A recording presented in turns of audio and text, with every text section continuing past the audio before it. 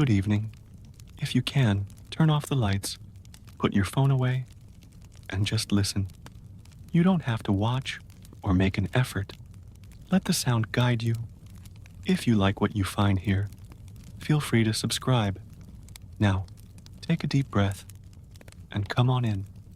Before anything existed, there was no Japan, no sky, no sea. All was chaos, formless, suspended, neither light nor dark, neither hot nor cold, just silence.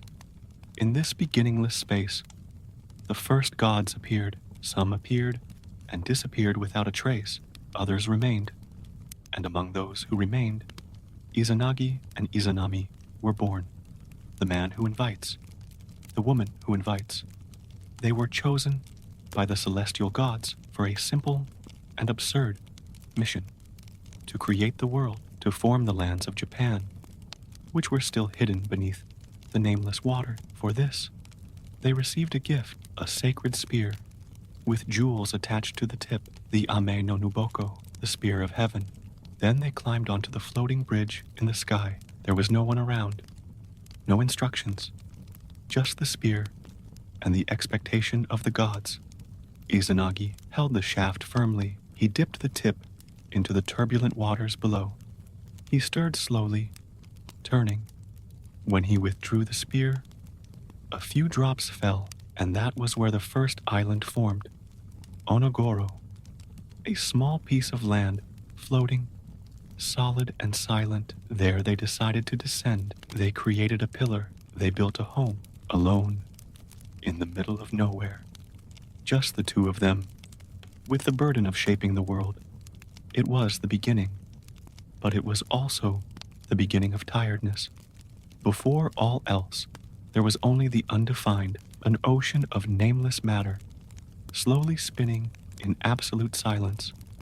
Nothing had been separated. There was no solid ground, no sea, no sky, no sound, no direction, just a dark, viscous tangle, where time and space did not yet know how to exist. In this initial void, some forces began to emerge. They were not exactly people, nor gods as we imagine today. They were presences, energies with names, but without form.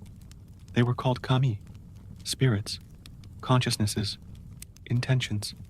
The first to emerge quickly dissipated, like vapor that rises and disappears. But little by little, some began to remain. Among them, 3 stood out for their purity and silence. They were the first kami of the upper sky, tall, untouchable.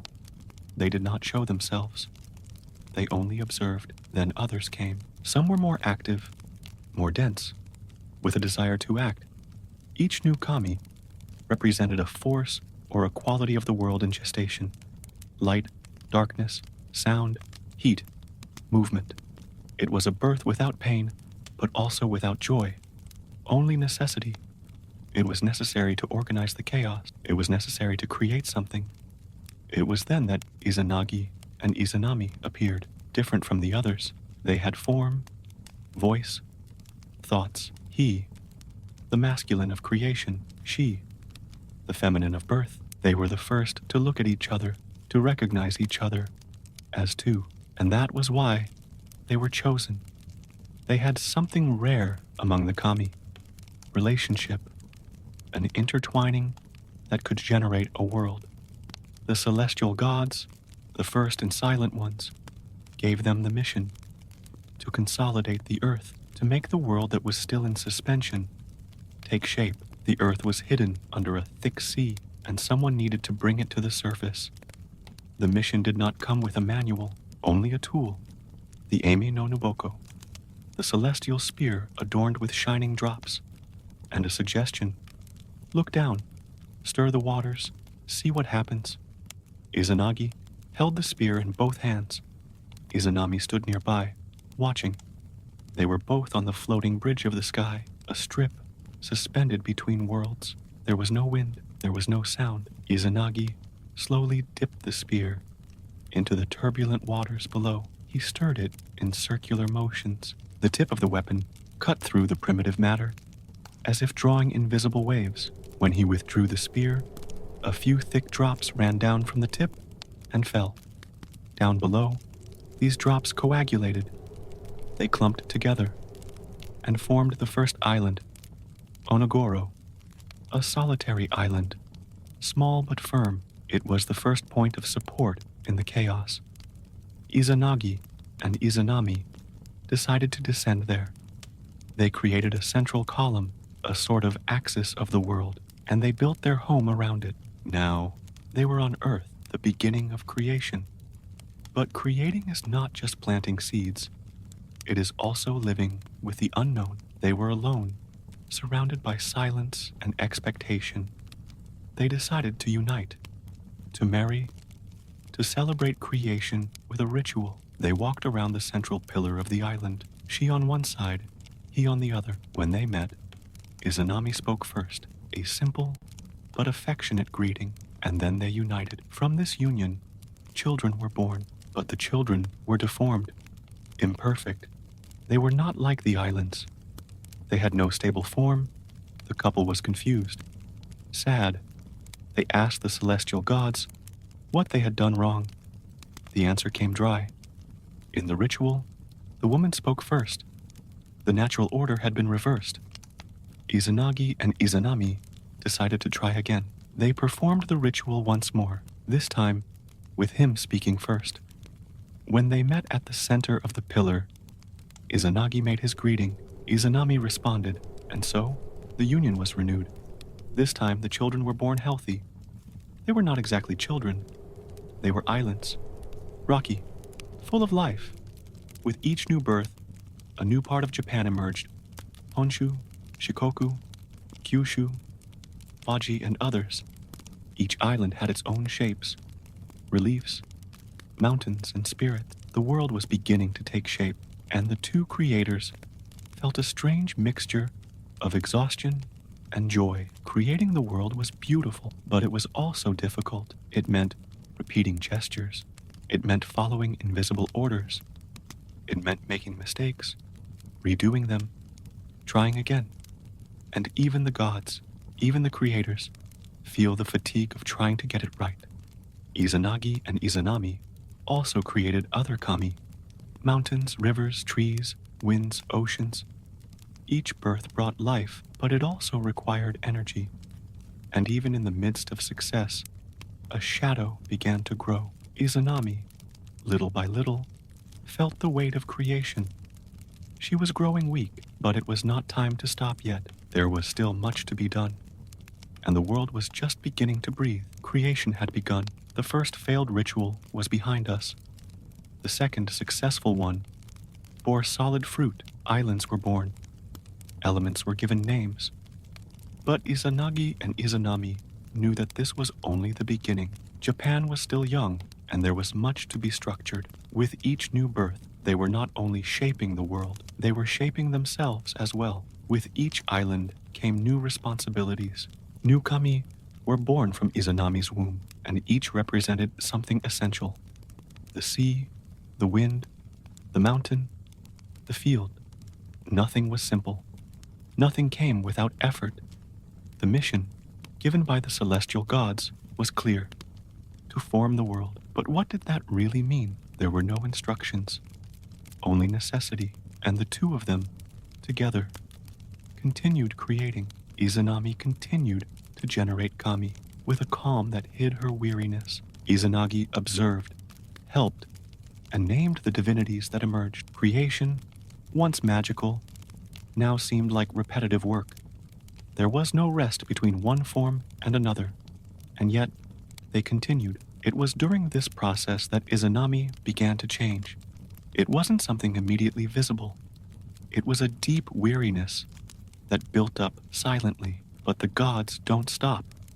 At least, they shouldn't. And then came the birth that would change everything. Izanami was about to give birth to the kami of fire, a powerful, intense, difficult spirit. She felt it. Something was wrong. But it was too late. The birth was terrible. A pain that no kami had ever experienced. The fire, as it was born, burned its mother's body. Izanami fell, wounded, weakened, silent. For the first time, Izanagi did not know what to do. He tried to call for help, but there was no one there but the two of them. The birth of Kagutsuchi, the kami of fire, had cost a lot. Izanami, creator of the lands, began to die. She still tried to speak. She still tried to smile, but her body no longer obeyed. Izanagi stood by her side, watching the force that had created the world fade away. She, who had given form to the islands, the rivers, the skies, now turned into shadow. Death, until then non-existent, appeared with her. Izanami, the creator, was the first to cross to the other side, to Yomi, the world of the dead. Izanagi did not accept it. How could he? They had created so much together. They had gone through failures, rebuilt, built. Now she was gone, taken by something they had not even named. The loss was profound. It was not just his companion who was leaving. It was half of creation. Izanagi felt anger and pain. He took revenge on Kagutsuchi, the son of fire, by cutting him with his sword. From the blood that fell, new gods were born. Life went on, even in the midst of destruction. But nothing filled the void. Izanagi could not forget Izanami. He decided to descend to Yomi, enter the realm of the dead, and bring her back, not out of divine duty, but out of love. He descended through the shadows, not knowing what he would find. Yomi was not like the land they had created together.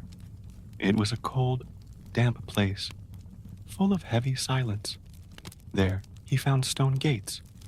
He crossed without hesitation. He called her name and heard the answer. Izanami was still there. She hid her face, spoke gently. She asked him to wait. She said she would speak to the lords of the underworld, and that perhaps he could return, but on one condition. He must not look at her. He must not see her state. Izanagi promised. He would wait, but doubt grew. Time passed. Darkness enveloped him. Curiosity overcame fear. Izanagi lit a torch and looked. There was Izanami, but she was no longer the same. Her body, once divine, was now decomposing. Creatures clung to her. Death had taken the place of the goddess.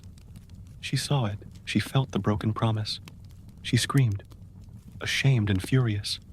Love was broken there. Izanagi fled. He ran through the dark passages of Yomi. Behind him came the guardians, the spirits. Izanami herself transformed into wrath. He used everything he could to escape. Clothes, objects, stones. Finally, he found a large rock and pushed it over the entrance to the world of the dead. It sealed the way. On the other side, Izanami screamed. She promised to take 1,000 lives a day. Izanagi, exhausted, replied, then he would create 1,500. There they parted, forever. Love became a limit. Creation became a frontier. Death began to exist.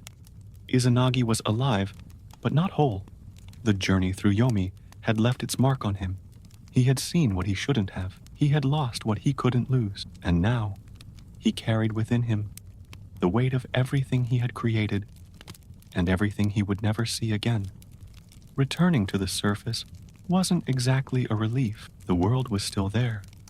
The islands, the winds, the rivers. But without Izanami, everything seemed suspended, as if a fundamental sound were missing in the middle of a song. Izanagi knew he needed to purify himself, not because of divine obligation, but because contact with death had covered him with impurities. His body, his mind, his soul, they were loaded with something he couldn't name, something that weighed him down. He walked to a spring, a clear river. He sat down on the bank and began the purification ritual. It was called misogi. He took off his clothes. He washed his arms, his legs, his face. Every part of his body that touched the water released something, not just dirt, but presence. And from these gestures, new kami were born. From his staff, a drop fell and became a god. From his wet clothes, another emerged. Each movement brought a new entity. It was as if, by cleaning himself, he was also sowing the world anew, but it was not a joyful creation. It was silent, tired, a gesture of someone who has seen too much. As he washed his face, 3 kami emerged, 3 who would change the fate of everything. From his left eye, Amaterasu was born, the goddess of the sun, bright, serene, sovereign. From his right eye, Tsukuyomi was born, the god of the moon, distant, quiet, elegant. From his nose, Susanoo was born, the god of storms, of turmoil, of violent crying, 3 forces that represented light, shadow, and chaos. 3 suns, with natures so opposite that they could not coexist without tension. Izanagi looked at them with a certain emptiness in his eyes. He should have felt proud. They were powerful gods, but all he felt was absence. It was difficult to create when one's heart was still in the underworld. Even so, he tried to organize what had arisen. He gave Amaterasu the sky. She was to illuminate the heavens, bring warmth, guide humans. She was given the highest position, the most constant light.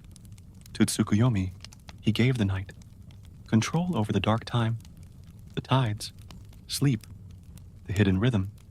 And to Susanoo, he gave the sea, the kingdom of untamed waters. But Susanoo would not accept it. He screamed. He cried. He wanted to find Izanami. He wanted to go to the underworld. The same desire for loss repeated itself. Izanagi, exhausted, did not argue. He simply walked away. He let the gods go their own way. After that, he withdrew. He disappeared from the stories. He began to live in silence, far from everything. There are no more accounts of his actions. Not because he disappeared, but because he had already done too much. He created the islands, the rivers, the winds. He generated gods. He lost love. He saw death. And in the end, he realized that even the gods need to stop. The world he left behind would continue to turn. The children, the descendants, the rituals. But he himself withdrew. He became a memory, an ancient name, kept in the corners of tradition. Meanwhile, Amaterasu shone. Tsukuyomi fell silent. Susanoo disturbed. The 3 followed different paths, but always connected to the weight of what came before. Izanagi's purification was not just a ritual. It was a farewell, a way of transforming pain into origin. And the world, from that moment on, was no longer the same. It had all begun with a spear dipped in water. Now, it was a universe full of voices, cycles, absences, and rebirths. Japan was born, not just as a land, but as history, as a memory, as a consequence of the love and loss of 2 creators who tried to organize chaos and, in the process, discovered the limits of even the gods. Susanoo did not accept what was given to him, while Amaterasu ascended to heaven with dignity, and Tsukuyomi took on the night with serene indifference. Susanoo writhed inside out. He was the god of the sea, but he wanted more. He wanted to find Izanami. He wanted to challenge Izanagi. He wanted to exist in a way that did not fit within the limits of the newly created world. His spirit was restless, unpredictable, impulsive. He could not settle down, nor find a place. He cried. He screamed. He broke the waves that were given to him as if they were shackles. And when Izanagi left for good, leaving the 3 brothers to their domains, Susanoo saw his chance to act without supervision. But instead of accepting his role, he began to reject everything. The waters, the sea, the deities that emerged later. He wanted to free himself from that structure that seemed like a prison to him, and his resentment turned into chaos. The first to feel this was Amaterasu. As goddess of the sun, she sought balance, rhythm, and responsibility. Her actions marked time, guided humans, and warmed the world. But when Susanoo decided to visit her, it was not with longing. It was with a storm. He said he wanted to say goodbye to her before leaving for the underworld in search of Izanami. But her presence was noisy and threatening. Amaterasu was suspicious, but received him cautiously. She proposed that they perform a ritual of trust, that they both create gods from each other's objects. Susanoo agreed. She took his sword, broke it into pieces, washed it in sacred waters, and blew on the fragments, from which 3 goddesses were born. He took her necklaces, did the same, and generated 5 gods. But Susanoo did not stop there. Even after the ceremony, his agitation grew. He entered the palace in the sky with brutality. He tore down sacred crops. He destroyed buildings. He released a dead horse into Amaterasu's weaving room. A direct offense. The servants were terrified. One of them was seriously injured trying to escape. Amaterasu herself, faced with so much disorder, retreated. She fled. She hid inside a cave, sealing the entrance with a heavy stone. And with that, the light disappeared from the world. The absence of the sun brought darkness, cold, fear. The gods gathered, trying to find a way to bring Amaterasu back, but no one could force her. They could only convince her. And they did it with an unusual strategy. They created a party outside the cave. Laughter, music, drums. A goddess danced in such an unusual way that everyone laughed. Curious, Amaterasu peeked through the crack. She saw a mirror, and for the first time, she saw herself. That attracted her. The gods seized the moment and pulled the stone away. The light returned, but her confidence was shaken. Susanoo was punished. He was expelled from heaven. They cut off his beard, pulled out his nails. They exiled him forever. It was an inevitable fall, but he did not disappear. He continued his journey through the earth, wandering among humans and spirits. His behavior gradually changed. In one story, he defeated an 8-headed serpent, saving a young girl and receiving her love. From his union with this mortal, a lineage was born that would later give rise to the emperors of Japan. Chaos bore fruit. Tsukuyomi, on the other hand, remained distant. After a disagreement with Amaterasu for having killed a goddess of food, which she considered an irreparable offense, he was banished. From that moment on, the sun and the moon never met again. They lived separately. When one appeared, the other disappeared, and so the cycle of days was established. Amaterasu, more determined than ever, assumed her role as ruler of the heavens. From her would come the imperial lineage. Her actions established order, rituals, the meaning of power. But behind the constant light, there was still the memory of Susanoo, the instability that forced the gods to reorganize themselves, the chaos that forced balance to become necessary. All these events, however divine they may have seemed, had a deeply human quality to them.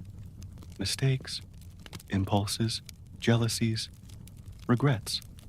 The gods were not perfect. They were magnified reflections of human emotions.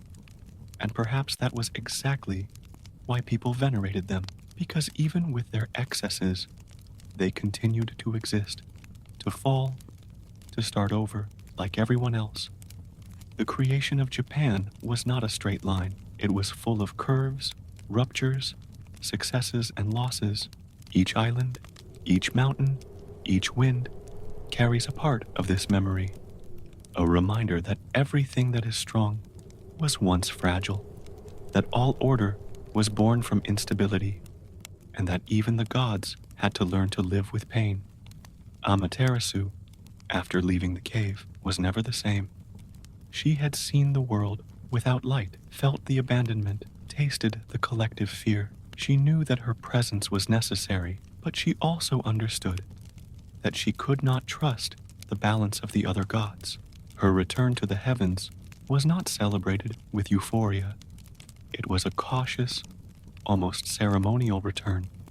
The world needed light, but the light now came from someone who had learned, in the darkness, the value of hiding. Amaterasu began to rule the heavens with greater rigor. She established rules, names, functions. She organized the days, delimited the rituals, gave meaning to the passage of time where before there had been improvisation. Now there was structure. The earth received her light with silent gratitude. Humans began to understand constancy as something divine. Meanwhile, Susanoo wandered, cast out of heaven, without a homeland or title. He descended to the mortal world. But he did not disappear. In his fall, he found a land of challenges. There, in the kingdom of Izumo, he came across a family in tears. An elderly couple and their daughter were mourning the loss of 7 previous daughters, devoured by a monstrous 8-headed serpent called Yamata no Orochi. The creature was about to return. Susanoo, unstable but still divine, saw this as a chance to do something different. He made a deal. He would save the young woman. In exchange for her hand, the parents accepted. He prepared 8 barrels of strong sake, 1 for each head of the serpent. When the creature arrived, it drank it all. Drunk, it fell. Susanoo faced it, and with his sword, cut off its 8 heads. From the last piece of its butt, he drew a legendary sword, Kusanagi no Tsurugi, an object that would later be given to Amaterasu as proof of redemption. This act marked a change in Susanoo. He did not become a saint, but he found a place. He married the young woman, founded a lineage, and became a figure of power on earth. His children and his children's children became part of the sacred history of Japan. Even though he was rejected in heaven, he found roots. The storm had turned into fertility, and the sword, born of chaos, became a symbol of royalty. On the other side, Tsukuyomi remained silent, isolated. After the conflict with Amaterasu, who never forgave him for the death of the goddess of food, he wandered through the shadows, assuming his post in the night. He did not seek redemption. He simply accepted his role, cold, distant, precise. His lack of emotions made him a necessary contrast to his sister's solar brightness.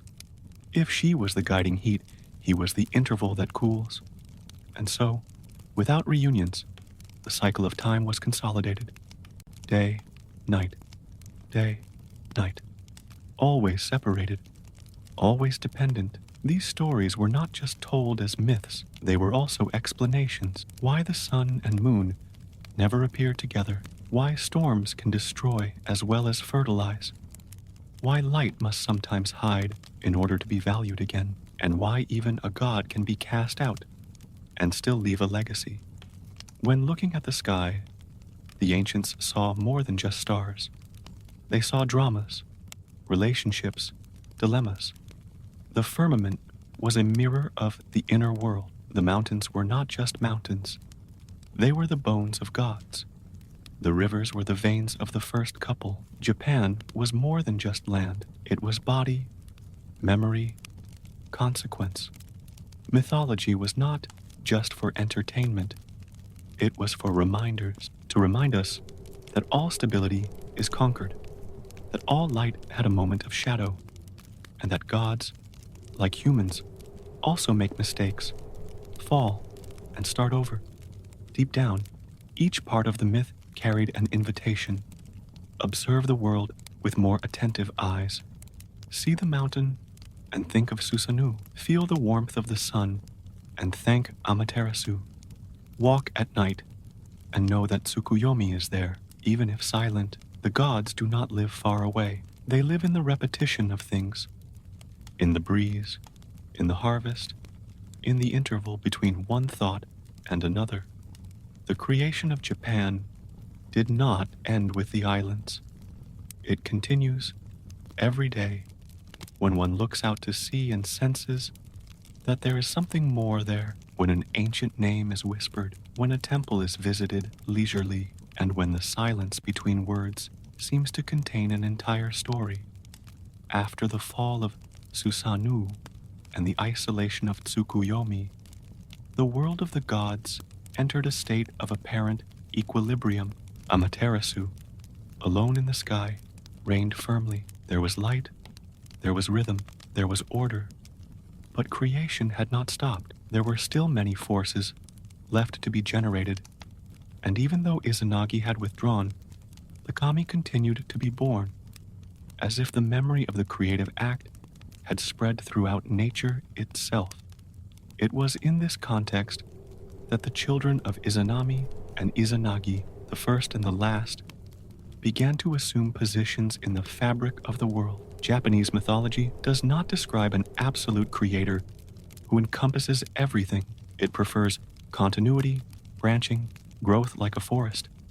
And so, even after the parents were gone, the world continued to expand. Izanami, even in Yomi, did not cease to exist. There, in the underworld, she became something different. If before she was the goddess of creation, now she was the lady of death. She guarded the gates of what does not return. She was remembered with fear, with respect, but also with sadness.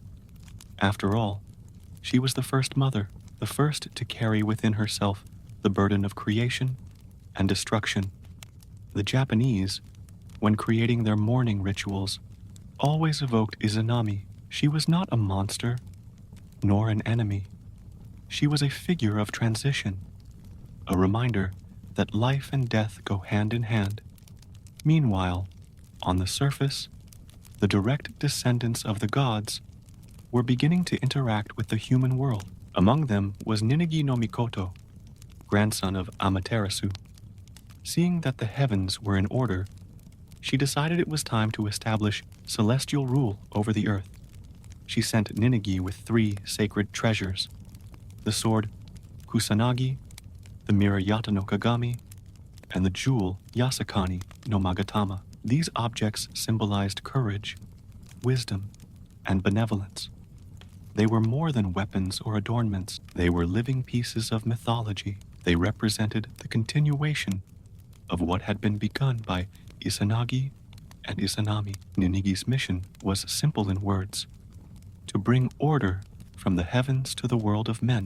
But in practice, it involved much more. It involved carrying the burden of divinity down to earth, living with humans, guiding them without dominating them. Ninigi descended the heavenly staircase and found a vast, diverse world filled with local spirits, each with its own will. The earth was not a void awaiting leadership. It was a tangle of presences. But Ninigi was patient. He established relationships. He founded lineages, and among his descendants would come Jimmu, the first emperor of Japan, according to tradition. This link between the gods and humans was not merely symbolic. It was political, spiritual, and deeply emotional. By saying that the emperors came from Amaterasu, the people not only legitimized their leadership, it created a bridge between the visible and invisible worlds, a sense of continuity that spanned generations. And most importantly, it kept the memory of the original gods alive. Izanagi and Izanami, even though they were apart, were still present in the lineage. Their gestures, their failures, their choices echoed in the rituals, in the tales, in the shrines scattered throughout the islands. With each prayer, a part of the memory was touched. The relationship between humans and kami was not one of submission. It was one of coexistence. The kami could be honored, but they could also become angry. They could protect or punish. For this reason, rituals of purification, gratitude, and reconciliation were constant. The people did not ask the gods only for favors.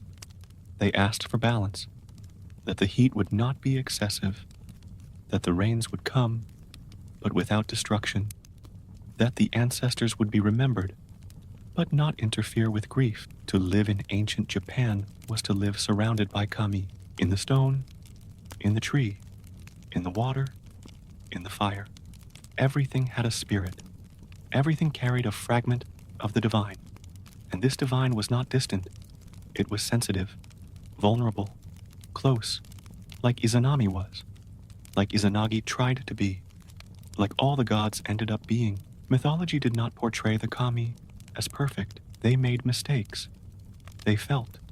They retreated. That is why humans not only worshipped them, they also learned from them. They learned that power demands sacrifice, that creation is tiring, that love can turn into separation, and that even death does not end one's influence. Izanami, from the underworld, was still remembered. Izanagi, in silence, was still honored, and the story continued. It always continued. The creation of Japan was not a straight line, nor a project with a beginning, middle, and end. It was like a living organism where each gesture, each god, each ritual left marks that spread over centuries. Izanami's death, although it was the end of her presence among the living, did not mean absence. She began to inhabit another type of presence. She was in the cycles, in the losses, in the seasons that die to be reborn. The ancient Japanese did not see death as an endpoint. It was a crossing, a path that, although obscure, was also part of the order of the world, and Izanami, as the Lady of Yomi, became the guardian of this process. She was not a goddess of punishment, nor a symbol of terror. She was a constant reminder that all creation carries a cost, and that even the gods cannot escape impermanence. For Izanagi, the loss of Izanami was the breaking point. He had fulfilled his mission, created the world, and fathered divine children, but he also carried within himself the trauma of having broken his promise in the underworld, of having seen something he shouldn't have, and there was no turning back from that gaze. After his escape from Yomi and the great purification, he did not create again. He withdrew into himself. His silence became a legend. Some say he hid in a sacred mountain. Others believe he dissolved into the wind, spreading his essence throughout the elements. What matters is that, from that moment on, he let the other kami take center stage, especially his children. Amaterasu took over the heavens with her watchful radiance. Tsukuyomi plunged into distant lunar time. Susanoo, as we have seen, followed a wandering path between chaos and redemption. But there were still many other descendants, each with a function, an aspect of reality to be represented. Kami linked to agriculture, thunder, fishing, harvest. They were not just symbols, they were living forces. Farmers invoked the god of fertility before planting. Fishermen thanked the spirits of the sea for each full net. Storms were not just meteorology, they were signs of the god's restlessness. This relationship between human and divine was intimate. Kami did not live in an untouchable heaven. They were present in the fields, in the rocks, in the houses. That is why the Japanese built small shrines everywhere. An old tree could house a spirit. A pile of stones on the path could be a sleeping kami, and there was always care not to disturb, to ask permission, to give thanks, not out of fear, but out of respect. Nature was not a resource. It was a home shared with invisible beings. But not all kami were benevolent. Some were unstable, like Susanoo. Others held grudges, old resentments, unresolved stories. That is why there were also rituals of appeasement, called harai. They served to cleanse not only physical impurities, but also spiritual imbalances. When something went wrong, a harvest failed, a disease spread, a war threatened, the priests sought to understand which kami had been offended, and they tried to make amends.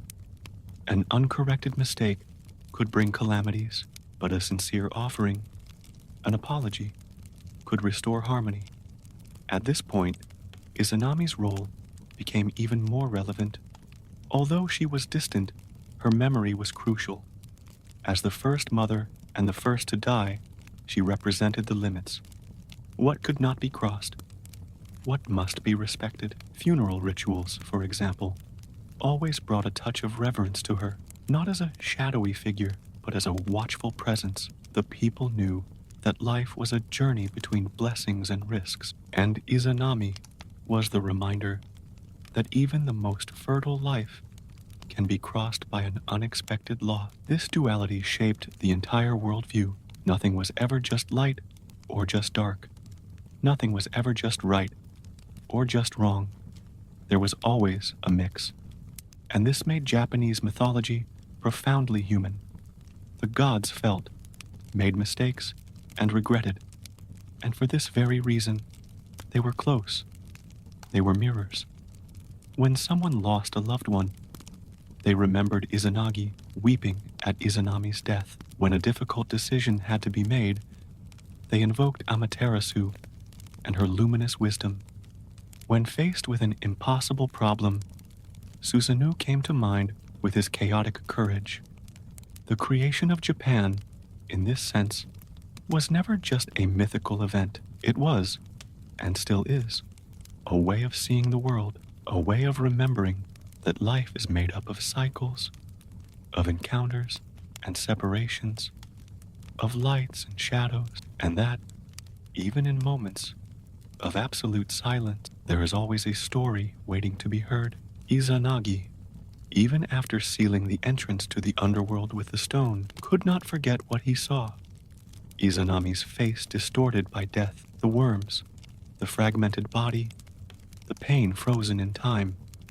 That image repeated itself in his mind, like an endless whisper. He knew he could not change what had happened. He knew that the journey to Yomi had broken something between them that could not be restored. But still, there was a part of him that wanted to understand, not to rescue, not to reverse, but to accept. Because accepting death is, in itself, a divine act, a gesture of humility that even the kami must learn. The descent into the underworld had been made on impulse, out of longing, out of denial. But what he found there was the opposite of everything he had created. Instead of floating islands, he found heavy earth. Instead of light and heat, silence and cold. Yomi was not hell.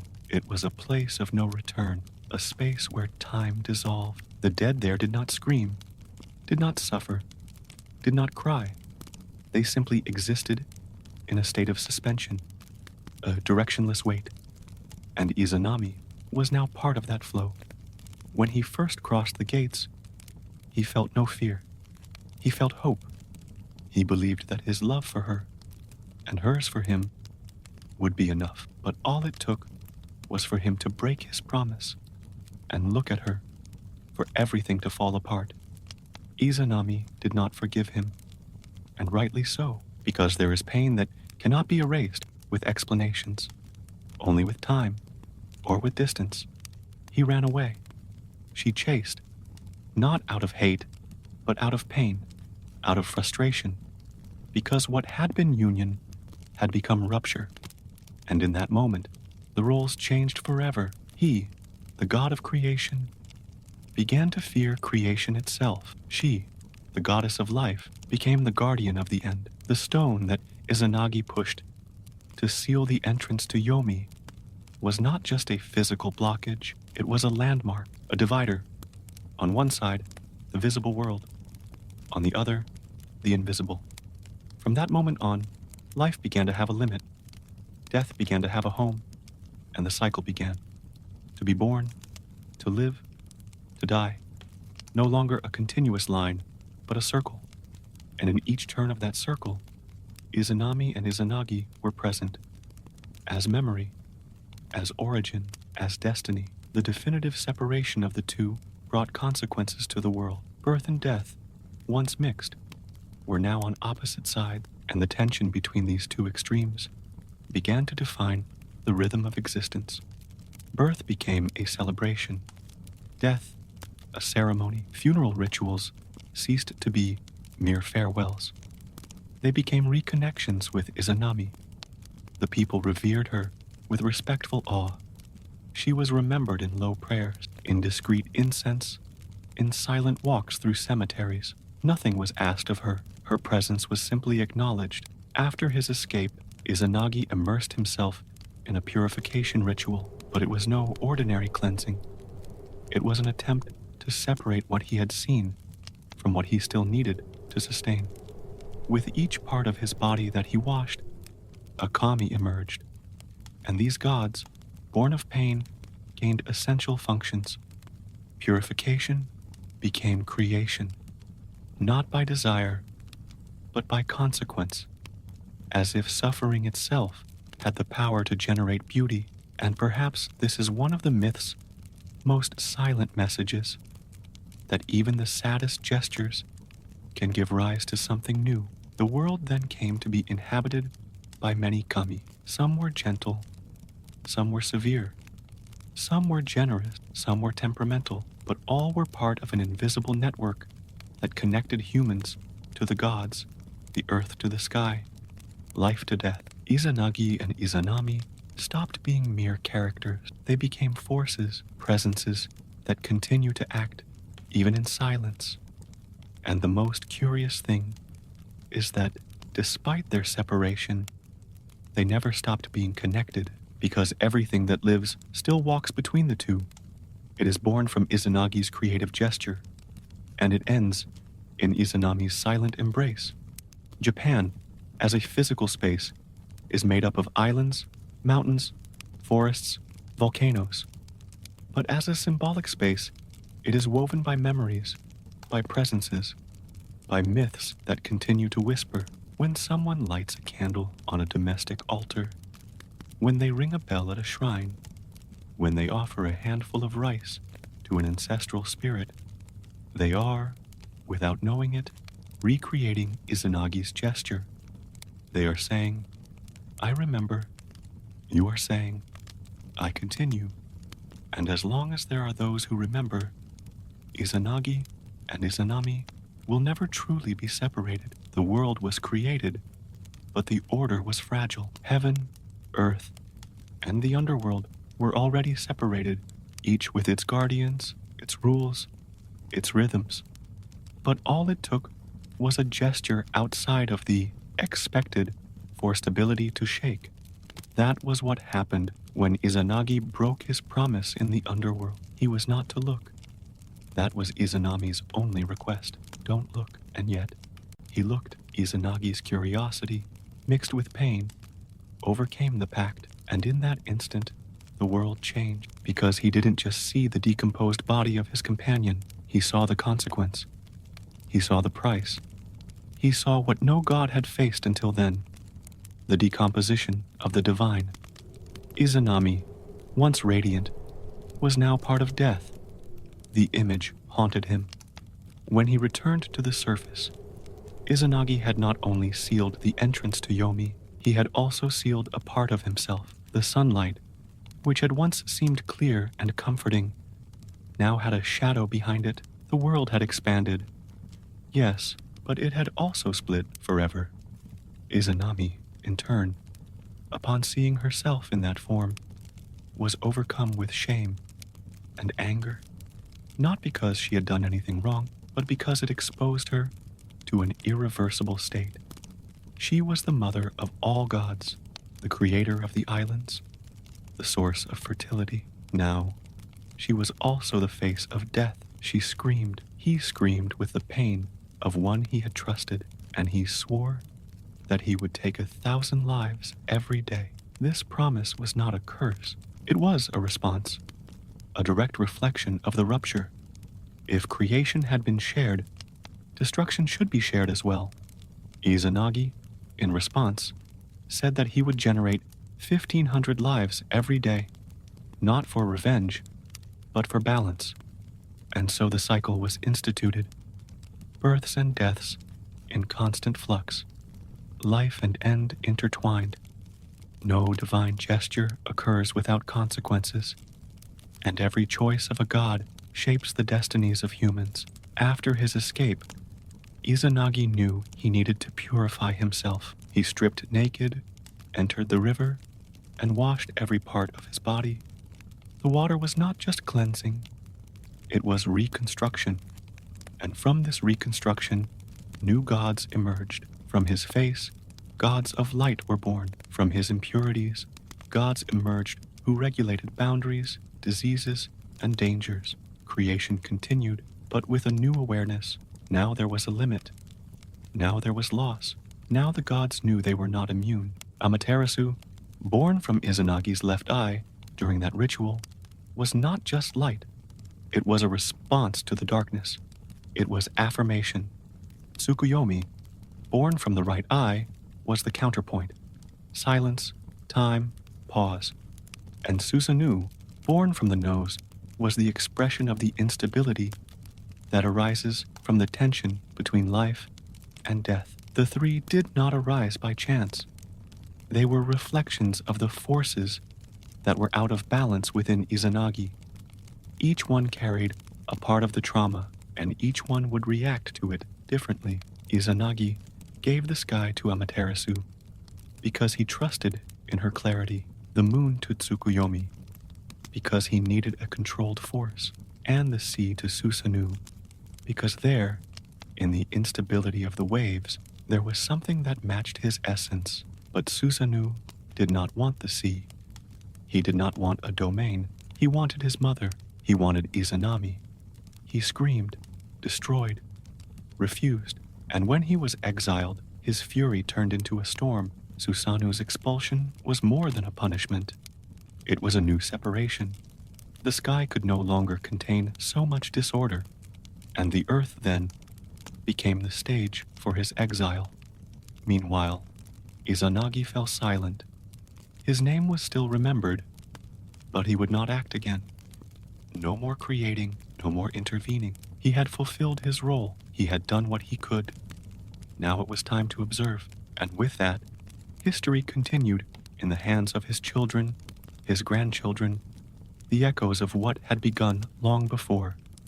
The world of the gods was already full of light, of shadow, of loss, of rebirth, and deep within it all, like a silent beat, there was still the moment when a god looked and saw what he should not have. From that moment on, time began to exist. Before that, everything was eternal. After that, everything began to change, and in this movement, Japan was born, not just as a geographical place, but as a narrative, a sequence of choices, ruptures, and attempts at harmony. And humans, by telling these stories, learned not only about the gods, they learned about themselves.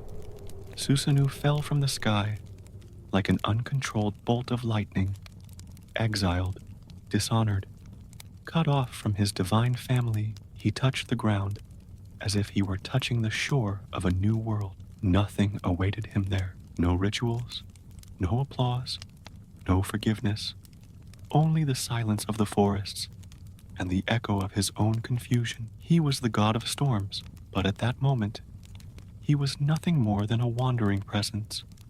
He carried the name of a kami, but not balance. He didn't know if he hated Izanagi for leaving him. He didn't know if he still loved Izanami. He only knew that he missed something he couldn't name, and that missing was like wind trapped in a bottle. It pushed inside. It made him ache. He walked through mountains, slept at the foot of rocks, talked to rivers as if they were old friends. Sometimes he shouted at the sky. Other times, he laughed to himself at his own emptiness. Nothing seemed to make sense. Until one day, in Izumo, he found a family in tears. An old man and his wife, holding their last living daughter. 7 had already been taken. The 8th, they said, would be taken that night. A huge serpent, Yamata no Orochi, appeared once a year and devoured a daughter. And now, only Kushinada Jaime remained, a young woman with steady eyes and tense silence. Susanoo listened to the story without interrupting. He was no longer the same impulsive god. Something had changed in him since his exile.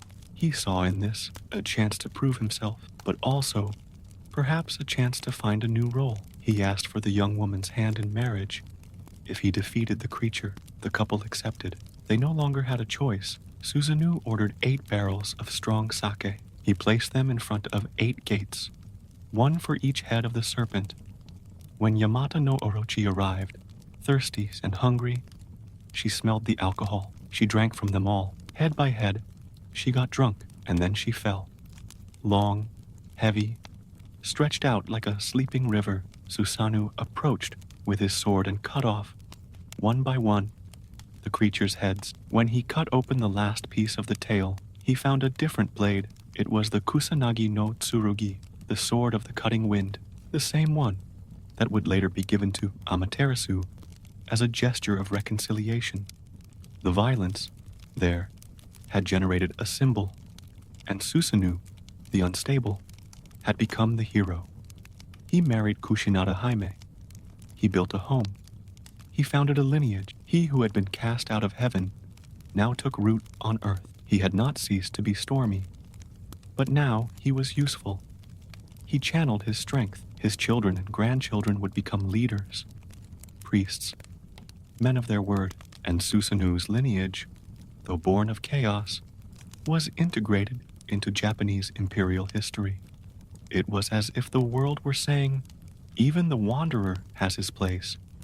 Even the broken can fit in. Meanwhile, Amaterasu continued to guide the sky.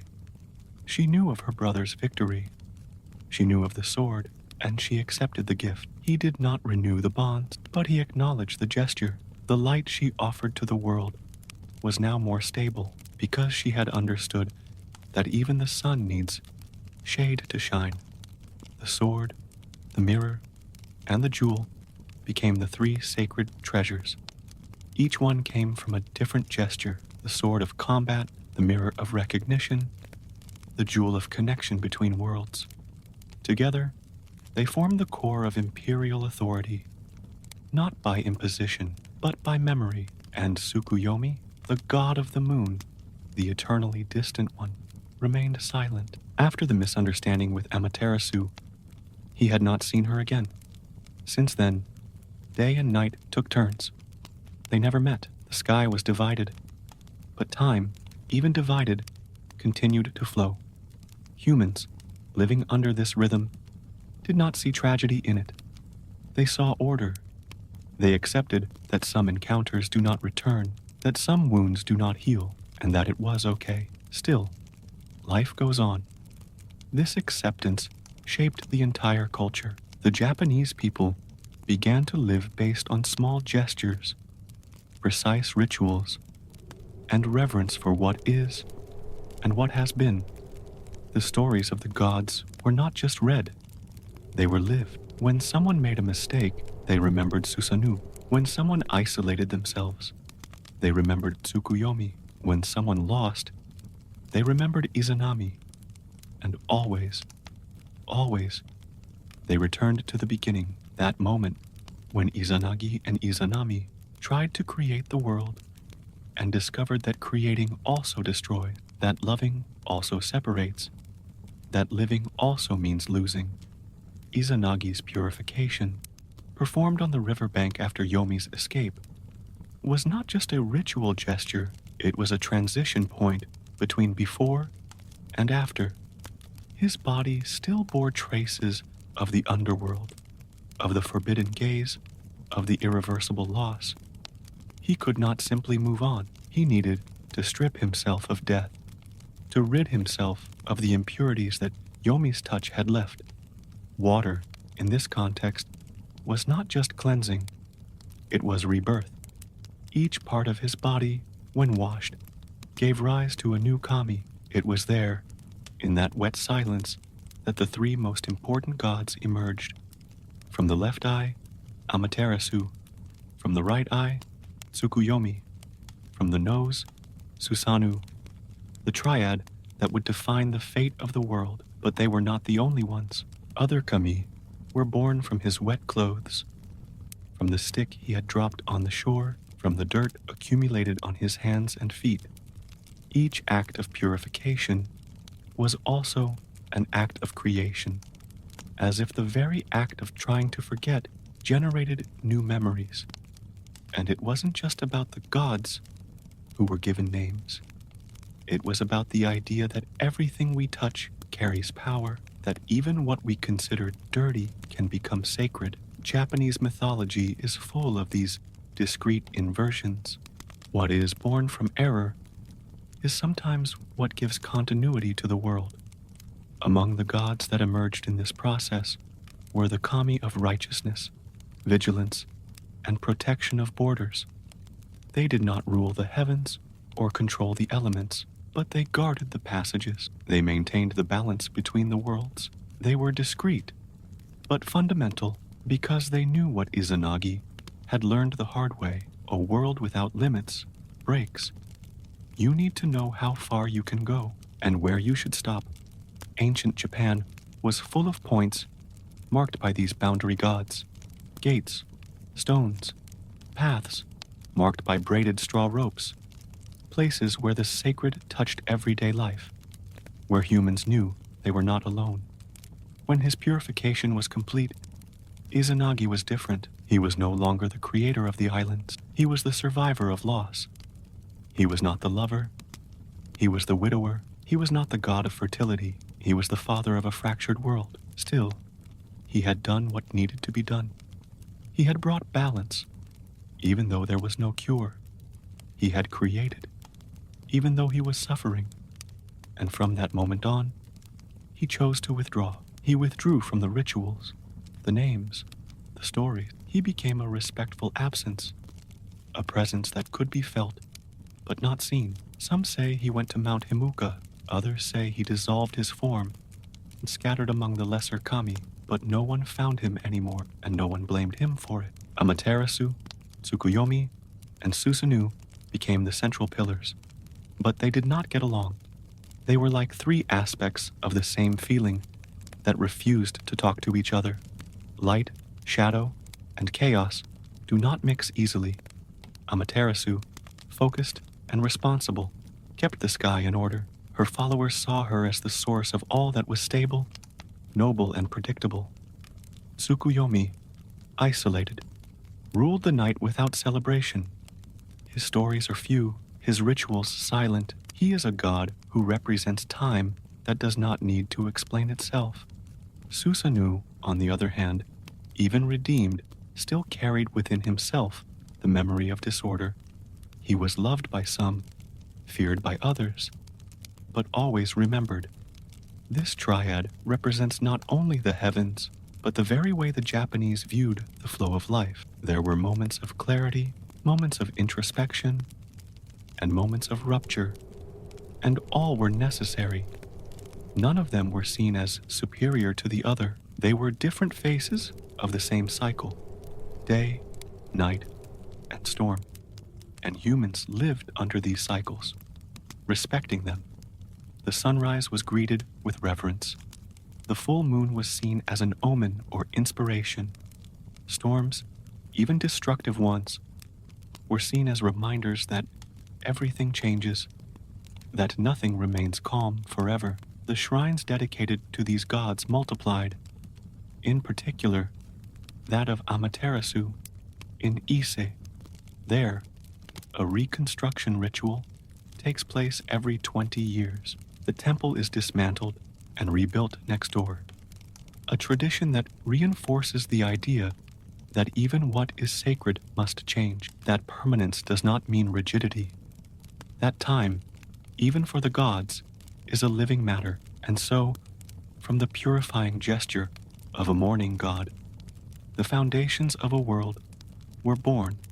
Not a perfect world, but a possible world. After Izanagi's purification, three figures stood out in the new arrangement of the world: Amaterasu, Tsukuyomi, and Susanoo.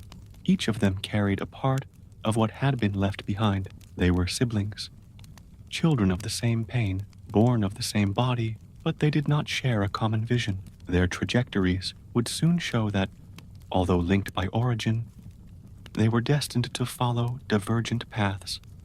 Amaterasu, the sun goddess, assumed her position with the clarity of someone who who knows the weight of responsibility. Her role was to illuminate, guide, and establish rhythm. She was the one who regulated time, the seasons, and the planting. Her presence was so essential that the people themselves began to see her as the origin of the imperial lineage. The light she emitted was not only physical, it was also a moral order, a symbolic direction. She represented the center. Tsukuyomi, on the other hand, was shadow. Not darkness, but shadow, the nuance between the lights. Emerging from Izanagi's right eye, it was more reserved, less spoken about, less present in legends, but its role was equally vital. It represented the time of pause, of retreat, of the cycle of the moon. And like every moon, it lived in phases, never constant, never invasive, but always there, regulating the invisible. There was something solemn in its absence. It was as if it were saying, not everything needs to be said, not all light needs to be direct. And then there was Susanoo, the third brother, the one born from the nose, from the breath, from the impulse, chaotic, emotional, intense. While Amaterasu was guided by duty and Tsukuyomi by silence, Susanoo was guided by his own emotions. He was the god of storms, of violent tides, of sudden transformations. From the beginning, his place in the world seemed uncertain. Izanagi gave him the sea as his domain, but Susanoo refused. He did not want to rule the waters. He wanted to meet Izanami again. He wanted answers. He wanted a place that made sense of his restlessness. And his restlessness often exploded into unpredictable actions. The meeting between Susanoo and Amaterasu marked one of the points of greatest tension between the gods. He ascended to the heavens to see her. He claimed to want to say goodbye before leaving for Yomi. Amaterasu was suspicious, but agreed to receive him. She proposed that they perform a ritual to prove their intentions, an act of creation. Both took objects from the other and created gods from them. It was a gesture of trust, of reciprocity. But even after the success of the ritual, Susanoo continued. He invaded the palace, destroyed crops, and threw a dead horse into the sacred weaving room. It was not just disrespect. It was loss of control. It was pain expressed in violence. Amaterasu, faced with this, retreated. She hid in a cave. She sealed the entrance with a stone. The world plunged into darkness. Without the sun, there was no harvest. Without light, there was no direction. The gods panicked. They tried everything to bring her back. They danced, created noise, invented celebration. A mirror was placed outside the cave. When Amaterasu, curious, peeked out, she saw her own reflection. The image surprised her. For the first time, she saw herself from the outside, not as a function, but as an existence. And that made her come out. The light returned, but the relationship with Susanoo was irretrievably broken. Susanoo was expelled, punished, banished, but he did not disappear. His story took another direction, far from the heavens, and the mirror used to recover Amaterasu became one of the 3 sacred treasures of Japan. The second was the Kusanagi sword, which Susanoo found when he defeated the serpent Yamata no Orochi. And the third, the jewel Yasakani no Magatama, symbol of the connection between gods and humans. These 3 objects formed the core of the emperor's symbolic power. They were not just relics. They were condensed memories, living fragments of a history that still pulses.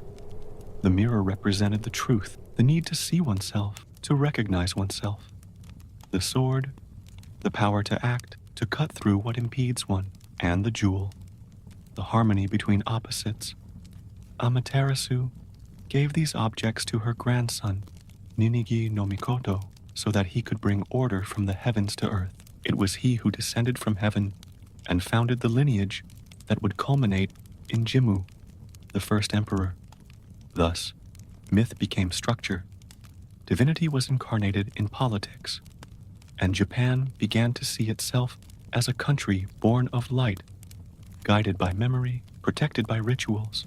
But behind every symbol, there was also a wound, a separation, a limit, because even the most beautiful light is born from the tension between shadow and storm. The story of Amaterasu, Tsukuyomi, and Susanoo was not just a celestial drama. It was also a portrait of the inner forces that move all beings: light, shadow, and storm, order, silence, and chaos. These three gods symbolized not only natural phenomena, but states of mind. In each of them, there was something deeply human. Amaterasu, with her constant light, represented the commitment to what needs to be done. She was the responsibility that wakes up early, the care that guides others, the firmness that holds the world on her shoulders. Tsukuyomi, distant and aloof, carried the weight of introspection, the time when we turn inward, when our thoughts echo louder than the voices around us. And Susanoo, unpredictable, was the anger, the longing, the dissatisfaction that does not settle, the eagerness to break down structures that suffocate. The tension between them was not a mistake. It was inevitable and, deep down, necessary. The world only works when these forces are balanced, when order coexists with doubt, when silence is interrupted by revolt, and when chaos finds its limits. Japanese mythology does not try to hide this conflict. On the contrary, it makes it sacred. It teaches that there is no stability without friction, that true harmony is that which survives friction, not that which avoids it. Amaterasu, by retreating to the cave, revealed the risk of excessive rigidity. Her light was vital, but its absence also showed that no structure can function if it is built solely on obligations. Tsukuyomi, by killing the goddess of food for disregarding his method of creation, showed how rash judgment and emotional disconnection can create irreparable ruptures. And Susanoo, by destroying the heavenly palace and then saving a young girl from the eight-headed serpent, proved that the same impulse that causes destruction can also generate protection. There are no simple gods in this story. They all have layers. All acts, even the greatest, are accompanied by failures. The creation of Japan was not done through perfection, but through attempts. And the myth, by embracing these contradictions, also embraces human contradictions. When Japanese people hear these stories, they are not just learning about gods. They are being invited to see themselves in them, to recognize that mistakes, imbalances, and loss of control are also part of the path. That anger is not a sin, but a sign that something needs to change. That silence is not emptiness, but a time for digestion. And this light does not have to be constant. It can shine, fade, and return, like the sun that sets every night, like the moon that never has the same face, like the rain that comes and goes. This worldview was reflected in everyday life. Natural cycles were not fought against, but respected. Winter was accepted as a pause. Harvest was celebrated, but also followed by thanksgiving to the emptying earth. Losses were mourned with respect, not denied. Temples dedicated to Amaterasu and other kami were not grandiose on the outside. They were simple, restrained, made of materials that wore away with time, because time, for the Japanese, does not destroy value, it only transforms it. And when the temple wore away, it was rebuilt next door, always new, always the same, a constant reminder that everything changes, but the essence remains. This essence, this soul behind the forms, was what gave meaning to the rituals, the ceremonies, the tales. It didn't matter whether everyone remembered the details. What mattered was that the memory was felt, that the gesture was repeated with presence, that Izanagi's name was whispered with respect, even if no one else knew his final resting place, that Izanami's image was remembered with care, even if her appearance caused fear. They were the beginning, yes, but they were also the silent foundation of everything that came after, and so the tension between personal identity and public obligation, so present among the gods, echoed in the lives of humans. Amaterasu wanted to guide, but also had to hide. Tsukuyomi wanted justice, but was condemned from afar. Susanoo wanted to belong, but was rejected until he found a new place.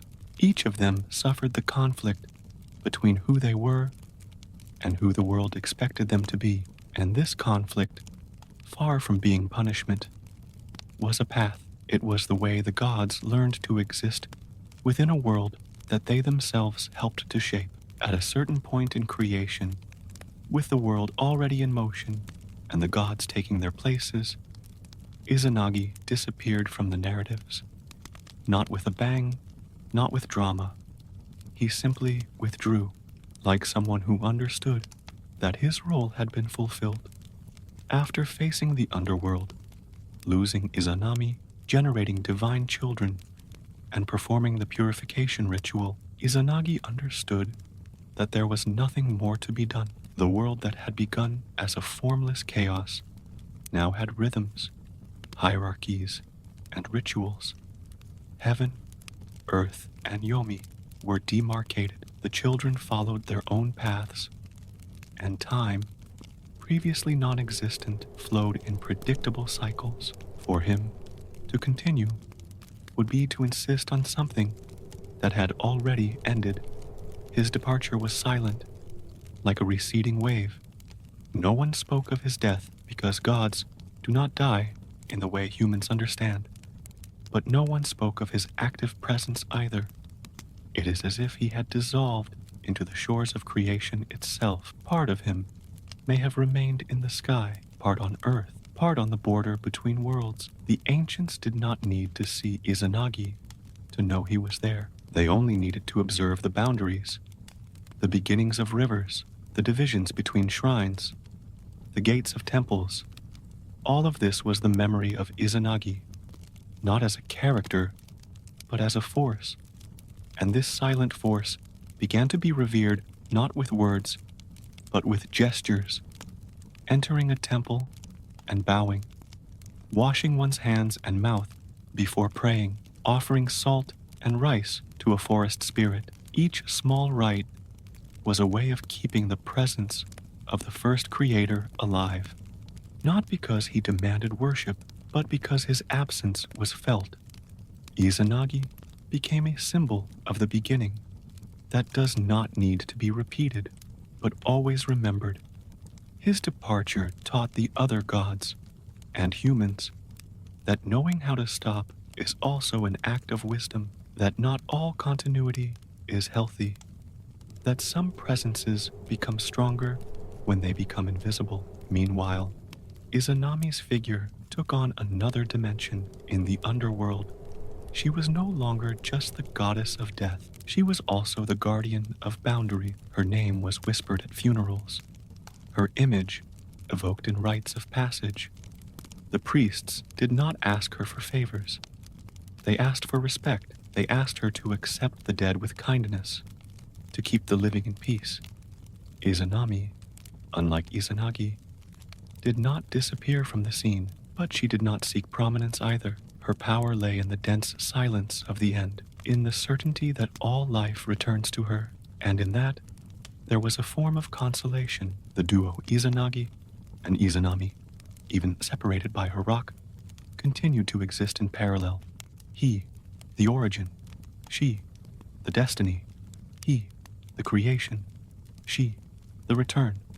Neither of them controlled the other. Neither needed to dominate. It was enough that they existed, each in their place, and that they were remembered, because the gods do not die, but they can be forgotten. and forgetfulness. That is the true end. That is why the people continued to tell the story. They repeated names, recreated gestures, renewed the rites, and with each repetition, a small flame was kept alight. Japan, in this sense, is not just a territory, it is a living book. Each island, each mountain, each spring is a page. Each festival, a comma. Each offering, a point of continuity. The legend of Izanagi and Izanami does not end with separation. It is diluted in everyday practices, in the footsteps of monks, in the footsteps of peasants, in the bells that ring at dusk. Time passes, but the gesture remains. The gesture is what sustains the myth. Not blind belief, but habit loaded with intention. And perhaps that is what makes this story so enduring. It does not ask for faith, it asks for presence. It does not demand certainties. It invites repetition. And just as Izanagi knew how to withdraw at the right moment, the listeners of these stories also learn to recognize their own limits, the time to stop, the time to move on, the time to remember, because every true creation needs, at some point, space, silence, an end, and in that end, the beginning still lives. The circle closes, but it never breaks, and Izanagi, even silent, continues to sustain the edges of this cycle. With the departure of Izanagi and the consolidation of the three main gods, the world seemed to have found order, but order, for the gods, is always a temporary illusion. Even when everything seems to be in place, there is always some latent force ready to move. And so, the story of Amaterasu took on new contours. Her role as ruler of heaven was respected, but she also carried an invisible burden. She had restored the light after her self-exile in the cave, had received Susanu's sword as a symbol of reconciliation, and kept the three sacred treasures with her. But all of this came with the expectation of perfection, of being the flawless center, and the more that was demanded of her, the harder it was to sustain this constant brightness. In this context, Amaterasu made a decision that would change the course of the world of men, to send her grandson, Ninigi no Mikoto, to Earth. She knew that the gods, alone in the heavens, could not govern the underworld with precision. Presence was needed, continuity was needed, and Ninigi was the chosen one. Young, serene, a direct descendant of the light, he was given the three treasures, the sword, the mirror, and the jewel, with a single mission: to establish celestial order on Earth, not as a conqueror, but as a link between planes. Earth, however, was not an empty space. There were already other kami there, ancient spirits, local deities, elemental forces with their own wills. Ninigi's arrival was not a domination, it was a negotiation. He descended the celestial path, known as Ama no Ukihashi, the floating bridge of heaven, and upon arriving, he encountered resistance. Some kami refused his authority, others offered alliance, and so the earth began to organize itself around this new axis, a world where the human and the divine could meet. Ninigi's presence did not erase the old gods, but created a new chapter, and among his descendants would come Jimmu, the first emperor of Japan, not as a simple ruler, but as the direct heir of the sun goddess. The imperial lineage, from then on, was not just political, it was sacred. It was a living trace of mythology. It was anchored in something deeper than laws. It was founded on memory. The divine presence on earth was not limited to the figure of the emperor. It was present in rituals, in harvests, in the seasons, in everyday gestures. Each sanctuary built was an extension of the sky. Each offering made was a dialogue with the past. The Japanese people did not need to climb to the sky to connect with the gods. All they had to do was touch the earth with respect, and this shaped their entire worldview. The sacred was not distant, it was close. It lived in the stones, in the waters, in the trees. That is why the rituals were simple. They did not require blind faith, just presence. But presence is also tiring. Ninigi, although divine, was young. He did not yet know the weight of sustaining the world, and with time, he realized that the earth could not be controlled with good gestures alone. Wisdom was needed. It was necessary to give in. Conflicts, alliances, and tragedies were born in his lineage. It was as if the gods themselves, when they came close to humans, began to feel human pain. Immortality did not spare them from responsibility, and the people who descended from them inherited not only their blood, but also their dilemmas. The tension between divine origin and earthly reality was constant, yet the bond between heaven and earth remained strong, not because of power, but because of memory. The mirror that Amaterasu used to recognize herself became a symbol of self-knowledge. Susanu's sword of action and justice, the jewel of balance. These three objects are not just imperial relics. They are living reminders that even the gods had to learn to live together, that even in the heavenly realm, there was conflict, shame, reconciliation, and that true authority is born not of imposition, but of example. The land of Japan, by welcoming the descendants of the gods, became more than a physical space. It became a sacred stage where humans repeat the actions of the gods, make mistakes like them, succeed like them, and continue on. And even if Izanagi and Izanami no longer appear, even if Susanu wanders through the past and Tsukuyomi remains silent, their presence still shapes what happens. Each planting, each harvest, each birth, and each farewell carries the echo of something that began long before. And as long as there are those who remember, the bridge between the worlds will not be broken. The land now welcomed the presence of Amaterasu's descendants. Ninigi no Mikoto walked among mountains, streams, and fields, building not only settlements, but also a way of existing that respected the rhythm of the world. He was not an armed conqueror, but he was not fragile either. He knew that his strength came from his origin, but that his legitimacy depended on how he would be received. He encountered resistance. Yes, some local kami saw him as an intruder. Others tested his courage. But most, little by little, recognized in him something ancient, a reflection of the light that guided the heavens. Ninigi knew how to listen before giving orders, and so he was accepted.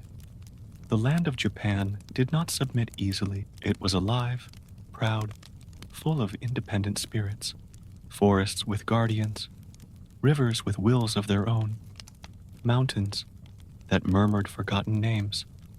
The mission of bringing celestial order to the land required more than purity. It required humility.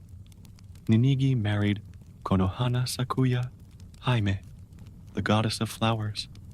She was as delicate as spring, but firm as ancient roots. Her beauty was not vanity, but an expression of renewal. Together, they had children who would carry the divine lineage to future generations. But the birth of these children did not come without tension. When she became pregnant, Konohana Sakuya Hime was accused by Ninigi of not having children of her own. He suspected that she had married another man. Faced with this suspicion, she swore an oath. She said that if she were pregnant with a god, her children would survive childbirth in the midst of fire. So, she locked herself in a hut and set everything on fire. The flames consumed the wood, the air, and time, and amid the smoke, her children were born, alive, strong, divine. Konohana Sakuya Hime proved her truth with courage, and this gesture marked the lineage, not as an act of submission, but of self-confidence. The children born of this fire would carry on the line that would culminate in Jimmu, the first emperor. These episodes were not just told as heroic legends, they were frames for the identity of a people. Divinity was not used as a shield, but as a mirror. The story of Konohana Sakuya Jaime showed that even the gods suffered from suspicion, that even the celestial descendants needed to prove their worthiness, and that the most difficult tests did not always come from outside. Often, they came from those we love most.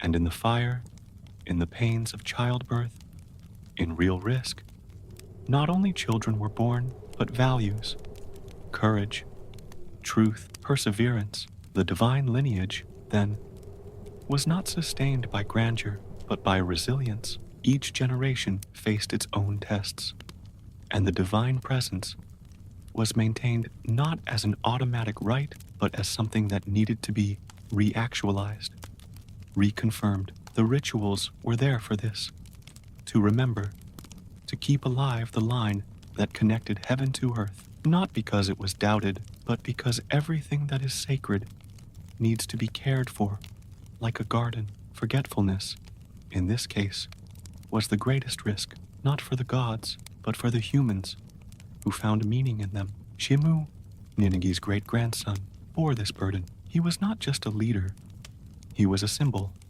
His journey east, confronting peoples, forging alliances, was seen as a new beginning. When he finally founded his capital, he began what would become known as the Empire of Japan. But even with this grand gesture, the records always reminded us he was a descendant, a link, not a god, and that made all the difference. The emperor was not worshipped, he was respected, not as an absolute figure, but as the guardian of an inheritance, and his authority came as much from his blood as from his conduct. One had to toe the line, but also to earn it. This idea permeated all levels of society. The connection with the gods was not the monopoly of the elite. It was present in the villages, in the rice fields, on the small altars, by the side of the road. Each person, by following a ritual, by giving thanks for the harvest, by asking for rain, participated in this symbolic lineage. It was as if each person, in their own way, helped to keep alive the memory of those who came before, and in doing so, they also maintained the invisible thread that connected Izanagi, Izanami, Amaterasu, Susanoo, and so many others to the present. The past was not a burden, it was ground, it was origin, and perhaps that is why Japan has continued, generation after generation, to rebuild temples, repeat stories, and light incense. Because even when everything changes, even when the landscape transforms, there is still something that remains. Something that cannot be seen, but can be felt. Something that, even in silence, still guides. Japan, shaped by the divine lineage, was not only a country of rituals, but of silent memory. Every act of reverence, every step toward a torii, every sound of a bell rung before a simple prayer, carried with it centuries of echoes, and in that echo was the presence of Izanami, forgotten by many, but never absent. Although the world continued under the light of Amaterasu and the order of Ninigi's descendants, the underworld where Izanami resided continued to pulse in silence, not with screams or punishments, but with the constant presence of the limit. Everything that is born one day ends. Everything that blooms one day withers. And at the bottom of each cycle, she waited, not as a threat, but as a certainty. Japanese folk wisdom never tried to run away from death. On the contrary, it welcomed it as part of life. That is why funeral rituals were not just farewells, they were reconnections. A way of remembering that when you die, you do not disappear, you transform. The dead were cared for, symbolically fed, and visited. Their souls, called ancestral kami, continued to be part of the community. Izanami was the guardian of these souls. She did not require direct worship, but she was remembered in gestures, in the rising incense, in the careful steps in the cemetery. She, the one who was left behind. She, the one who became a shadow. She, who despite having been forgotten in many altars, continued to hold the edges of existence. Meanwhile, the world of the living went on. Over time, the gods became more symbols than characters. Complete stories were no longer told, only fragments. A gesture from Susanoo here, a word from Amaterasu there.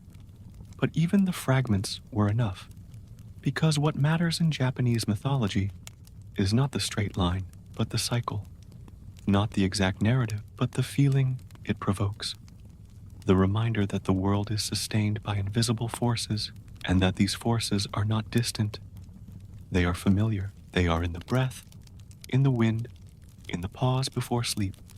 Many believed that the kami inhabited objects, mirrors, stones, ancient trees. But in truth, the objects only revealed them. The spirit was in everything. The object was the reminder. That was why shrines were built not only in large cities, but in the middle of the forest, on the top of hills, next to an isolated spring, because there, someone felt something, a presence, a force that could not be explained, but that deserved respect.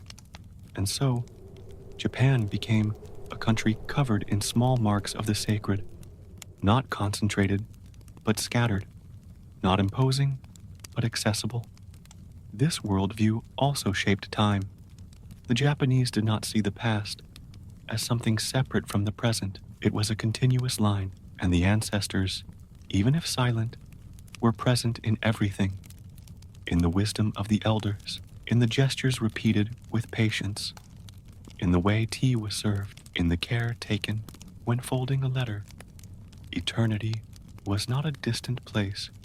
It was made up of small moments that were repeated with intention, and it is in this spiraling time that the ancient gods still live. Izanagi on the edge of difficult decisions, Izanami in the silence after goodbye, Amaterasu in the moment when the sun breaks through the morning mist. There was no rush in these stories. They were not there to entertain. They were there to calm us down, to remind us that the world was once chaos. It was once empty, and it only began to exist because two gods accepted the mission of giving form to the formless. They made mistakes, they remade, they lost, they moved on, and that is enough, because everything we are, human, fragile, confused, was also born from this gesture, not from perfection, but from trying, not from strength, but from persistence. And even when memory fails, even when names are confused or erased, the structure remains, because it is not in the words, but in the gesture. When someone walks slowly to a shrine, even without knowing who the god worshipped, the gesture is enough. The reverence already reconnects, and Izanami in the underworld receives. Izanagi on the border observes. Amaterasu from the sky smiles, and the cycle, once again, is complete. As generations passed, the world of humans and the world of the gods ceased to be two separate realms and began to coexist in constant overlap. The sky still belonged to Amaterasu. The underworld was still guarded by Izanami, but the earth, that passageway between light and shadow, was governed by memory. Every gesture carried a divine trace. Every mistake was an echo of some god who had also made a mistake before, and every reconciliation was seen as a repetition of the gesture that returned the sun to the world. Over time, Japanese mythology ceased to be just a set of stories and became a way of living, not to find answers, but to accept the questions. Life was made of cycles, and the gods were always at some point in the cycle.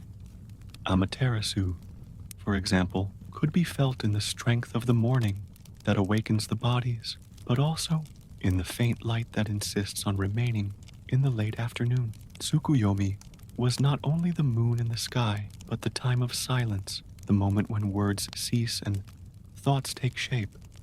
Susanoo was the wind that knocks down and the storm that cleanses. Even absent, the gods were there, because it was never about physical presence. It was always about felt memory.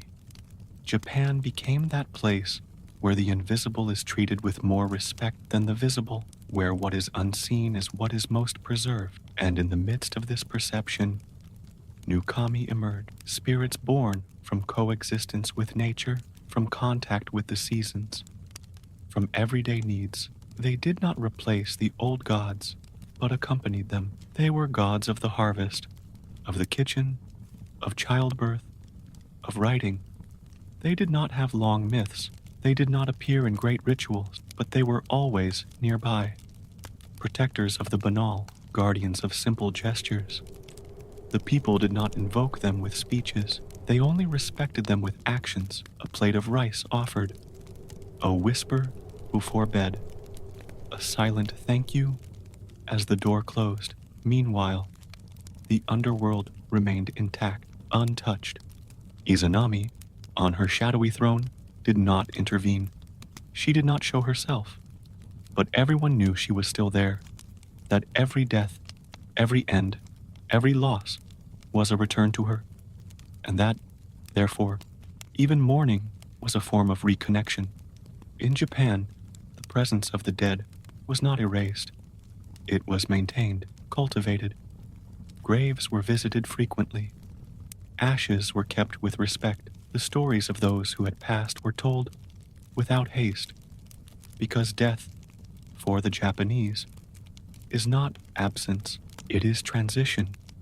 And in this rhythm of continuity, the figure of Jimmu, the first emperor, gained new dimensions. He was not only the founder of a lineage, he was the living link between heaven and earth, between myth and reality. With each generation, the emperors reaffirmed this connection, not with force, but with ritual. The enthronement ceremony was not a political event, it was a religious act. The new emperor received the three treasures: the sword, the mirror, the jewel, not as trophies, but as reminders. That governing was, above all, remembering. Remembering that power comes from listening, that light needs shadow to have its shape, that order was born from a couple that failed, insisted, created, and separated. The sharp sword was Susanoo. The flowing jewel was Tsukuyomi. The silent mirror was Amaterasu. Together, these objects formed the spiritual foundation of the empire, but they were not the emperor's property. They were his responsibility. To carry them meant accepting the weight of memory, to honor what came before, to care for what is yet to come.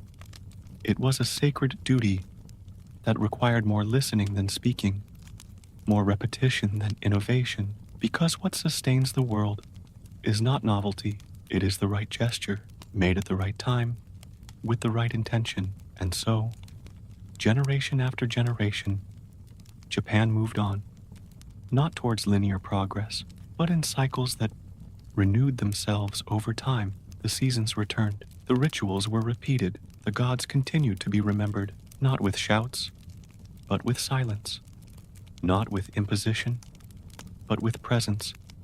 And in this continuous movement, Izanagi still whispered within the limits of human decisions. Izanami still welcomed those who departed, and Amaterasu, every day, crossed the sky, as if reminding that even light needs to rest. Amaterasu's light crossed the sky regularly, but there was no monotony in its path. Each day was a new cycle, a new chance to recognize the world as it is.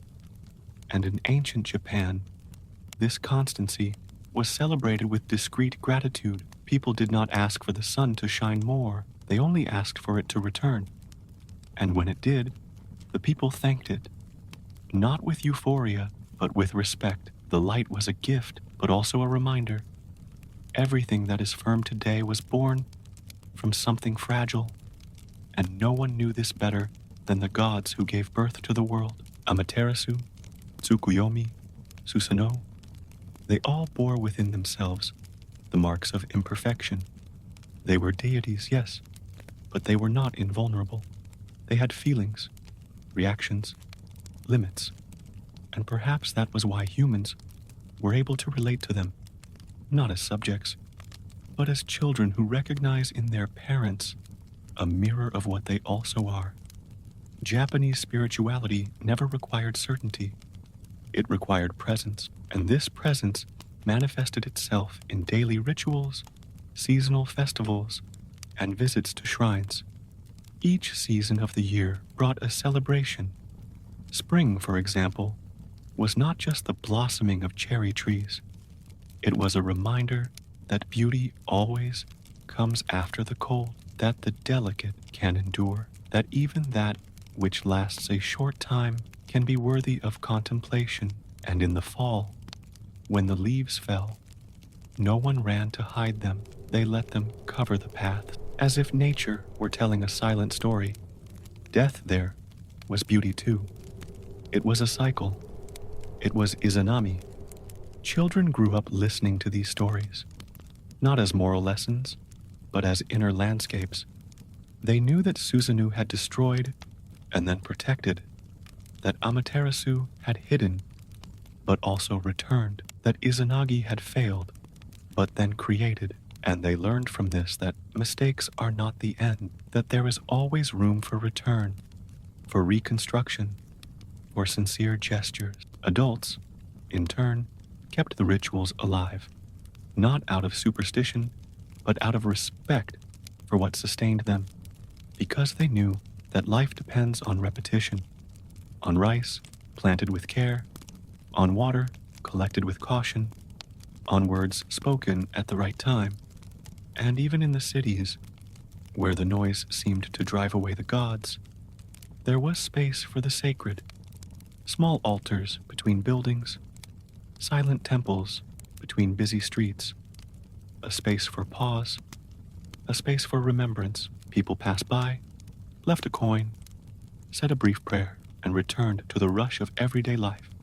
But in that moment, everything stopped, and the world returned to being what it had always been, a place of passage between the visible and the invisible.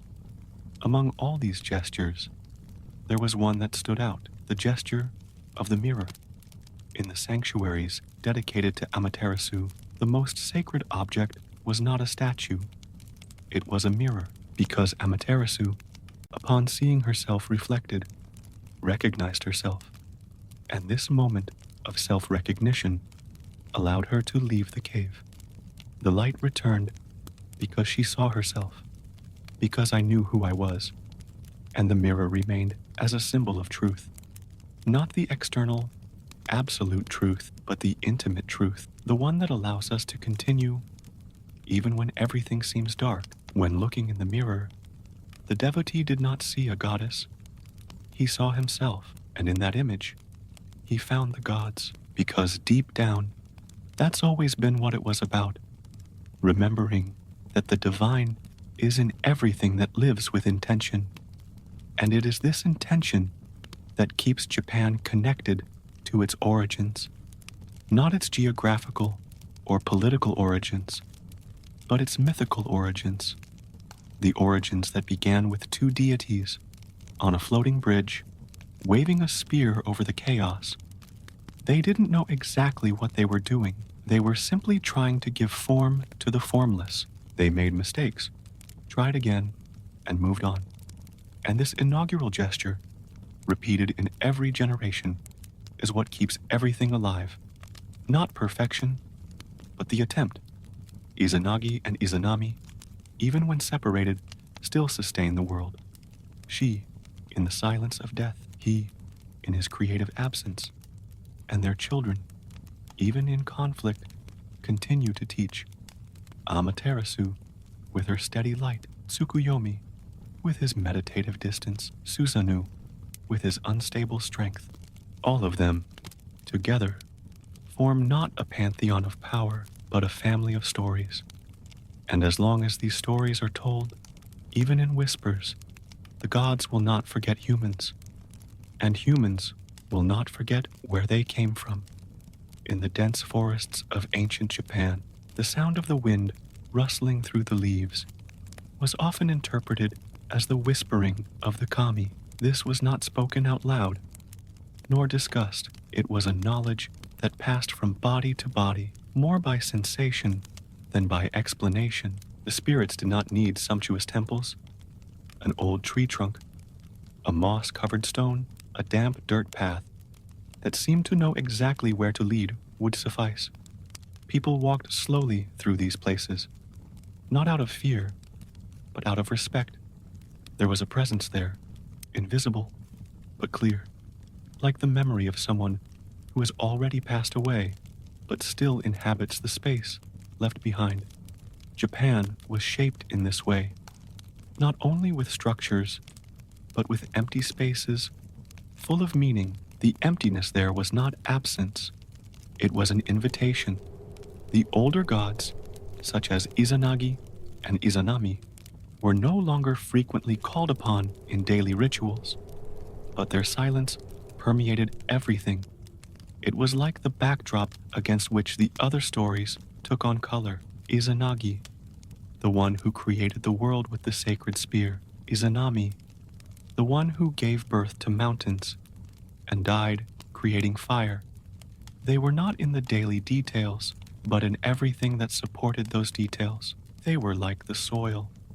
You can't see them, but everything depends on them. When someone gave thanks for the rice, they were, without even knowing it, thanking the earth that Izanagi had created. When someone mourned the loss of a relative, it was Izanami who welcomed that lament into the underworld. The Japanese did not argue theology. There was no debate about the exact nature of the gods. What mattered was the gesture, the offering, the care, the repetition. Things gained value through the attention given to them. A carefully folded paper, a tea brewed in silence, a gate cleaned frequently, and with each small ritual, the world was restored. Chaos was dispelled, balance was maintained, not because the gods needed it, but because humans needed to remember. Repetition was not weariness, it was return. This return was also visible in the festivities. Each season, there was a celebration. The new year, the cherry blossoms, the arrival of the rains, the harvest time. Each moment had its kami, its color, its rhythm, and even those who did not know the complete myth participated, because it was not about knowing, it was about feeling, about living together, about respecting the invisible line that connects everything. During the festivals, the masks of the gods were worn lightly. Children laughed, drums played, lanterns floated on the water. The joy was not profane. It was sacred. It was an expression of life that continues, even after death, even after loss, even after silence.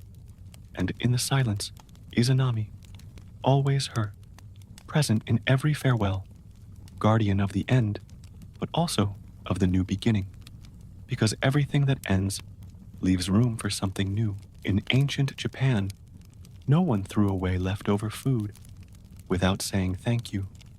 No one cut down a tree without asking permission. Nature was alive, conscious, sensitive, because the kami lived in it, and most importantly, they were not above, they were beside, within reach, inside. This proximity transformed the way the world was seen, not as something to be dominated, but as something to be understood. And understanding did not require words. It required listening, observation, waiting. Time, in this context, was not an enemy. It was an ally. Time showed what should stay and what could go. It showed that what is essential returns, like the light of Amaterasu that returns every morning, like the sound of rain that always finds its way back to the roof, like the heart that insists on beating even when everything seems still. And in each beat, a reminder: the world has already been created, it has already been destroyed, it has already been recreated. What remains now is to care, not with grand ideas, but with small gestures, with each spoonful of rice, with each candle lit, with each name whispered with affection, because in these gestures, Izanagi and Izanami continue to live, and perhaps that is what keeps them alive. Not the temples, but the memory. And as long as there are those who remember, the world will not be alone. Over time, the ancient kami became like the roots of a tree, invisible on the surface, but essential for everything to remain standing. The earth did not forget Izanagi and Izanami. Even when their names were no longer spoken as often, they were in the structures that sustained life, in the circular logic of time, in the notion that each beginning already carries its end, and that each end, if respected, can give rise to something new. This silent logic was what moved Japan. It was what taught that the right path is not always the quickest, and that true beauty is not the one that screams, but the one that endures. In villages and big cities, people continued to live under this nameless influence. When a new house was built, the land was requested. When a child was born, the first bath was given with careful hands, as if the body were already sacred. And when someone left, people did not just mourn their absence, they also thanked them for the presence they had been, because death in that world was not a cut, it was a return. Izanami, in the underworld, received these souls with the same firmness with which a garden receives falling leaves, not with haste, not with joy, but with acceptance. Life among the living went on, marked by rituals that served to keep the edges firm. It was necessary to constantly remember that chaos is always lurking, and that only conscious repetition can keep things in place. The ceremonies were not designed to impress, but to stabilize. Everything had a function. Every gesture, every word, every pause. Silence was also part of the rite, because, often, it was in the interval between one drumbeat and the next that the presence of the sacred was felt. The sanctuaries, built in harmony with the landscape, did not break the environment. They integrated themselves with it. They were invitations to contemplation. The idea was not to attract the gods with grandeur, but to allow them to feel at ease. And perhaps that is why they remain. People did not pray for miracles. They prayed for balance, for the seasons to follow their course, for the sea not to exceed its limits, for the harvests to come in at the right time. The gods were not divine servants. They were part of the same household, and, like good neighbors, they only acted when treated with respect. This shaped human relationships as well. There was room for slowness, hesitation, shared silence. Conversations could have long pauses. Work could be interrupted to watch a leaf fall, because it was all part of the process. Haste was viewed with suspicion, as if it were trampling on something that had not yet had time to bloom. During these pauses, many remembered the story of Izanagi and Izanami. Even without repeating all the details, they knew that the world was born from a dance around a pillar, from a ritual performed twice, until it was right. They knew that the first creation failed because the order was reversed, that the second, more attentive gesture gave rise to the archipelago, and that, after that, came the gods, losses, death, flight, mourning, purification.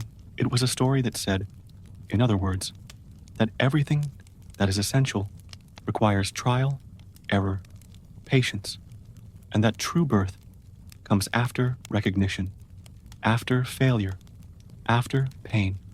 That is why, when someone faced a difficulty, it was not uncommon for them to hear from their elders, repeat calmly, because repeating, in that world, was not stubbornness, It was wisdom. It was accepting that some things need more than one turn to resolve. It was trusting in time, like Izanagi trusted, when he purified himself, that something new could emerge from there. And like Izanami, even when wounded, took her place in the cycle, without resistance. Acceptance was not resignation. It was maturity. And Japan, born from this story, learned to grow slowly, moving forward carefully, to remember with intention.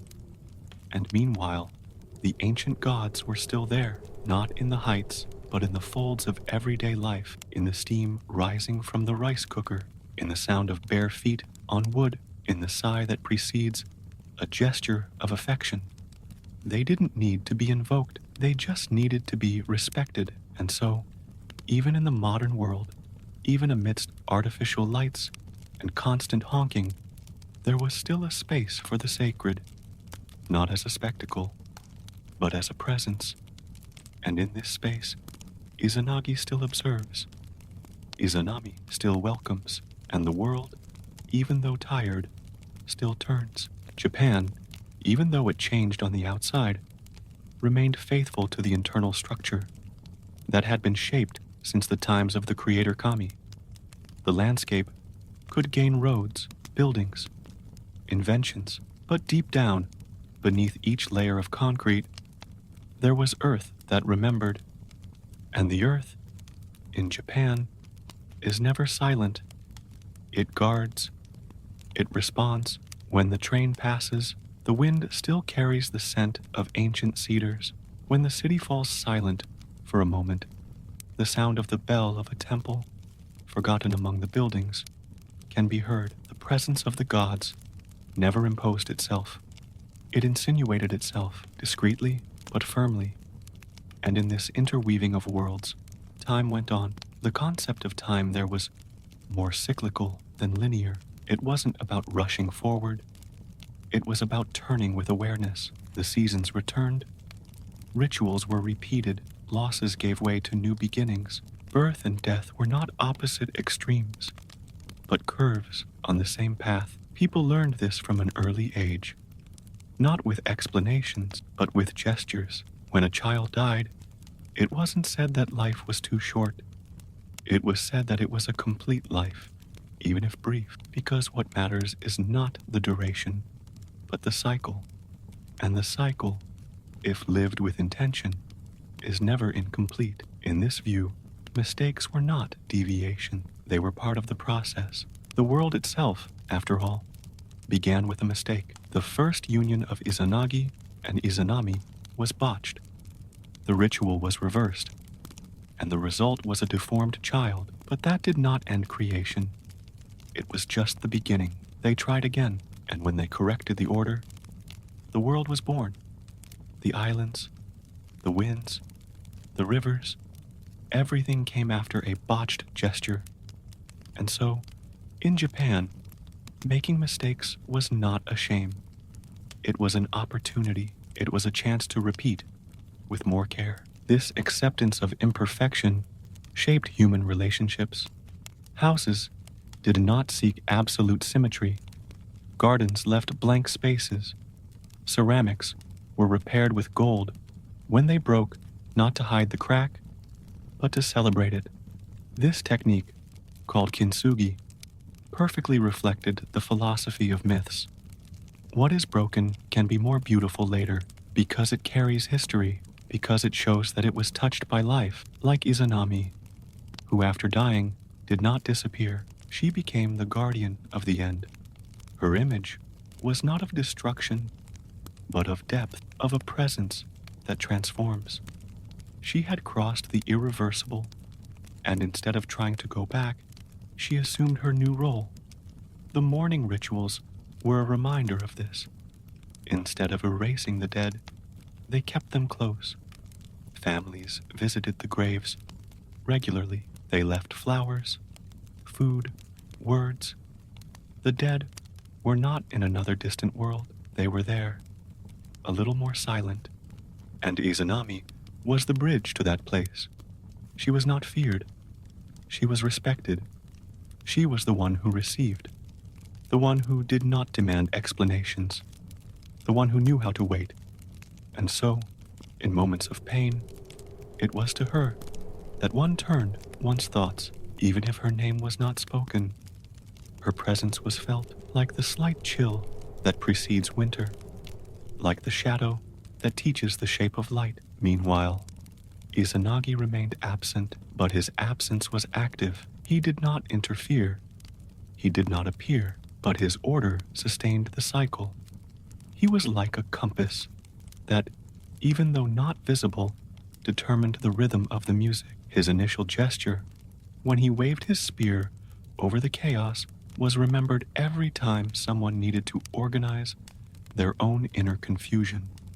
The creation of the world was also the creation of a way of being in the world, and this way was transmitted not by dogma, but by experience, by silence, by repetition, by attention. Amaterasu, Tsukuyomi, and Susanoo still shone in the sky of myth, but their shine came from the fact that they had inherited a story, and that story came from a couple who tried to get it right, who got lost, who separated, and who, even so, kept creating. The people understood this intuitively. They knew that no bond needs to be perfect to be strong, that no cycle is free from flaws, and that everything that lives must, one day, learn to continue, despite the pain. That is why, even today, when someone lights incense in a silent temple, the gesture echoes back to the first ritual, to the first island, to the first mistake. And in the midst of this echo, Izanami smiles lightly. Izanagi, somewhere in time, takes a deep breath, and the world, once again, is renewed. Over time, Japan not only preserved its mythology, it absorbed it. It transformed gods into gestures, transformed stories into habits, and made spirituality something that moves with the body. It was not necessary to believe fervently. It was enough to remember carefully. A gesture made in silence, a brief thought before sleeping, a slower step as you crossed a torii, and in this slowed down rhythm, the echoes of creation lived on, not as grandiose narratives, but as small pulses, like the breeze that moves through bamboo, and for a second makes the world stop. In that instant, the presence of the gods becomes almost palpable, not as figures, but as rhythm. Traditional wisdom understood that not everything needs to be explained. Often, all it takes is feeling. When someone fell ill, they asked themselves not only what caused the illness, but what had become unbalanced around them. A forgotten kami, an ignored ritual, a prolonged lack of gratitude. Healing often came with small adjustments, a bath in sacred waters, a simple offering, a prayer made not to ask, but to listen, because the gods there did not respond with words, but with calmer winds, with rains that knew the right time to arrive, with dreams that seemed to bring some answer. This sensitivity also shaped the way people looked at the world. It was not about taming nature, but about dancing with it, planting at the right time, harvesting with respect, not wasting, not insisting. Knowing how to wait, Japan gradually became a place where patience was a central virtue, not as submission, but as intelligence over time. Because time, in that world, was not an enemy to be defeated. It was an ally, as long as one knew how to listen to it. Izanagi, when purifying himself after his encounter with death, did not rush the process. He washed his body calmly, and from this calm, the gods who today sustain the world were born. Izanami, in turn, taught another kind of time, the time that has no return, the time of acceptance. Death, in her presence, is not a denial of life, it is part of it. And accepting this does not mean giving up. It means stopping fighting the inevitable. It means making peace with transience And that is why Japanese cemeteries are not places of oppressive sadness. They are clean, organized spaces, full of flowers, where the dead are visited as if visiting someone who has gone to live in another village. They are still part of it. They just live at a different pace. This coexistence with the invisible permeates all spheres of culture. In theater, the characters who represent kami do not speak loudly. Their gestures are restrained. Their movements have long pauses. Silence is part of speech. In gardens, every stone, every curve has a purpose. Nothing is random. Everything is an expression of an intention. And this intention, even without being said, is felt because everything that is done with care carries within itself the mark of the gods. Even if no one is watching, even if there is no reward, the reward is the gesture itself. It is the moment lived with its entirety. In the stories that grandmothers tell their children, Izanagi and Izanami sometimes appear as distant figures, but always as the beginning. They are not the heroes. They are the ones who tried. They are the ones who started. And that is why, even when they fail, they continue to be remembered, because they started something that no one else could do. They touched chaos with a spear and discovered that creating requires repetition. It requires humility. It requires failure. The wisdom of the myth lies in showing that even the gods had to try again. And it is in this trying again that the world is sustained. In each morning when someone decides to start over, in each gesture of reconciliation, in each silence that takes its time. Izanami, by accepting her role in the underworld, taught that there is beauty in the shadows. Izanagi, by walking away after everything, showed that knowing how to stop is also wisdom, and together, even apart, they continue to sustain the cycle. She, receiving what is coming to an end. He, inspiring what is about to begin. In Japan, this memory does not need to be explained. It just needs to be experienced. All it takes is a moment of pause, a sip of tea, a passing breeze. And in that small, almost imperceptible interval, the myth is updated, the world becomes balanced, and the ancient gods, even in silence, continue to listen. In the Japanese landscape, every element seemed to carry a memory. The mountains, with their soft contours, reminded us of the sleeping gods. The rivers, in their constant flow, repeated the movement of Izanagi's spear when he created the first islands. The ancient trees, crooked by time, seemed to hold in their branches conversations that had begun long before men, and the people, even without saying it, knew. They knew that there was something greater there. That nature was not a setting, but a character. That every stone could contain a spirit. That every silence could be heard. It was not necessary to speak, to communicate with the kami. It was enough to be present. It was enough to act with respect. It was enough to live with intention. The wisdom of the elders said that the kami do not like to be rushed. They prefer slow, repeated, calm gestures. They only show themselves when they feel that the human is truly paying attention. That is why, when entering a sanctuary, no one ran. Steps were light. Hands were purified with water. The bell was rung moderately, and the request, if there was one, was whispered. But many times, no one asked for anything. They just gave thanks. For life, for food, for the chance to try again. The sacred, there, was not a spectacle. It was everyday life. It was practice. This practice also included remembering ancestors, not as a paralyzing longing, but as a continuous present. Grandparents were respected, even after they died. Old names were kept alive in conversations, portraits, rituals, and everyone knew that when you spoke to an ancestor, you were also speaking to Izanami, because she was the one who guarded those who had left. She was the one who welcomed, without judgment. She, the one who knew the pain of being left behind, the one who knew the strength to carry on, even in silence. Izanagi, on the other hand, was no longer remembered as an active creator. His figure had become more symbolic, a reflection of the moment when something begins, of the first gesture that breaks the void.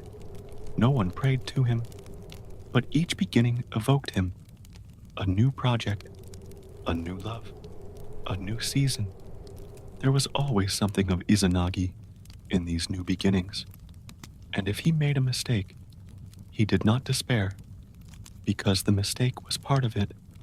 It was almost a ritual, just as he had made a mistake with his first gesture with Izanami. Humans also had the right to make mistakes, as long as they tried again, as long as they learned. The gods who came after, Amaterasu, Susanoo, Tsukuyomi, were still present in the great cycles, the light, the chaos, the night, but the first two creators remained as an invisible base, like the stillness of a lake before the stone, like the breath that precedes speech. They were the beginning and the end. They were the frame, and everything that was experienced between these 2 points was considered part of the cycle. The sadness, the joy, the tiredness, the hope, nothing was permanent. And for that very reason, everything was precious. This awareness also shaped the way people dealt with the world. The Japanese, influenced by this cyclical vision, did not seek dominion. They sought balance. The garden was not controlled, it was guided. Life was not measured only in goals, but in states of presence. And when something went wrong, the first impulse was not to blame, but to observe, understand, redo. This patience came from afar. It came from myth. It came from the gesture of Izanagi, who did not give up after a mistake. It came from the choice of Izanami, who assumed her role in Yomi. It came from the awareness that everything worthwhile takes time, and that time, if respected, heals almost everything. Even in modern cities, amidst honking horns and screens, this ancient rhythm still breathes. A temple hidden between 2 buildings, a tiny garden on the balcony, a haiku written calmly. All of these are ways of continuing to remember, of keeping the ancient gods alive, not out of nostalgia, but out of necessity, because deep down, the world only works when there is space for the sacred, and the sacred, in that place, never needed much. A stone was enough, a wind, a gesture, and the gods, silently, returned. The Japan that was born from Izanagi's spear and Izanami's womb was never just a physical territory. It was a collective memory, a practice, a way of being in the world. The gods that created it did not disappear with time. They simply diluted into everyday life. They became water that flows without fanfare, light that does not need to announce its arrival, and even in an age of wires, noise, and speed, there was something that persisted, a need for pause, an almost instinctive impulse for silence, as if the body still remembered something that the mind had already forgotten, as if the bones knew that, before anything else, there was a floating bridge, and 2 gods, and a dance, and a choice. Tea masters taught that the preparation of the drink is more important than its flavor, that the act of heating the water, choosing the cup, positioning the body, all of this is already a prayer. And in this simple ceremony, Izanagi and Izanami reappear, because preparing something calmly, with intention, is repeating the first act of creation. The world was not made all at once. It was made little by little, amid mistakes, amid losses, amid silences. And so, each action done with attention has the power, not to change the entire world, but to keep the world in balance. And that is enough. In some ancient villages, the ritual of purifying the riverbanks is still repeated. Before planting, before harvesting, before building, the villagers gather to thank the land. They till the ground with ceremonial gestures, They chant ancient words.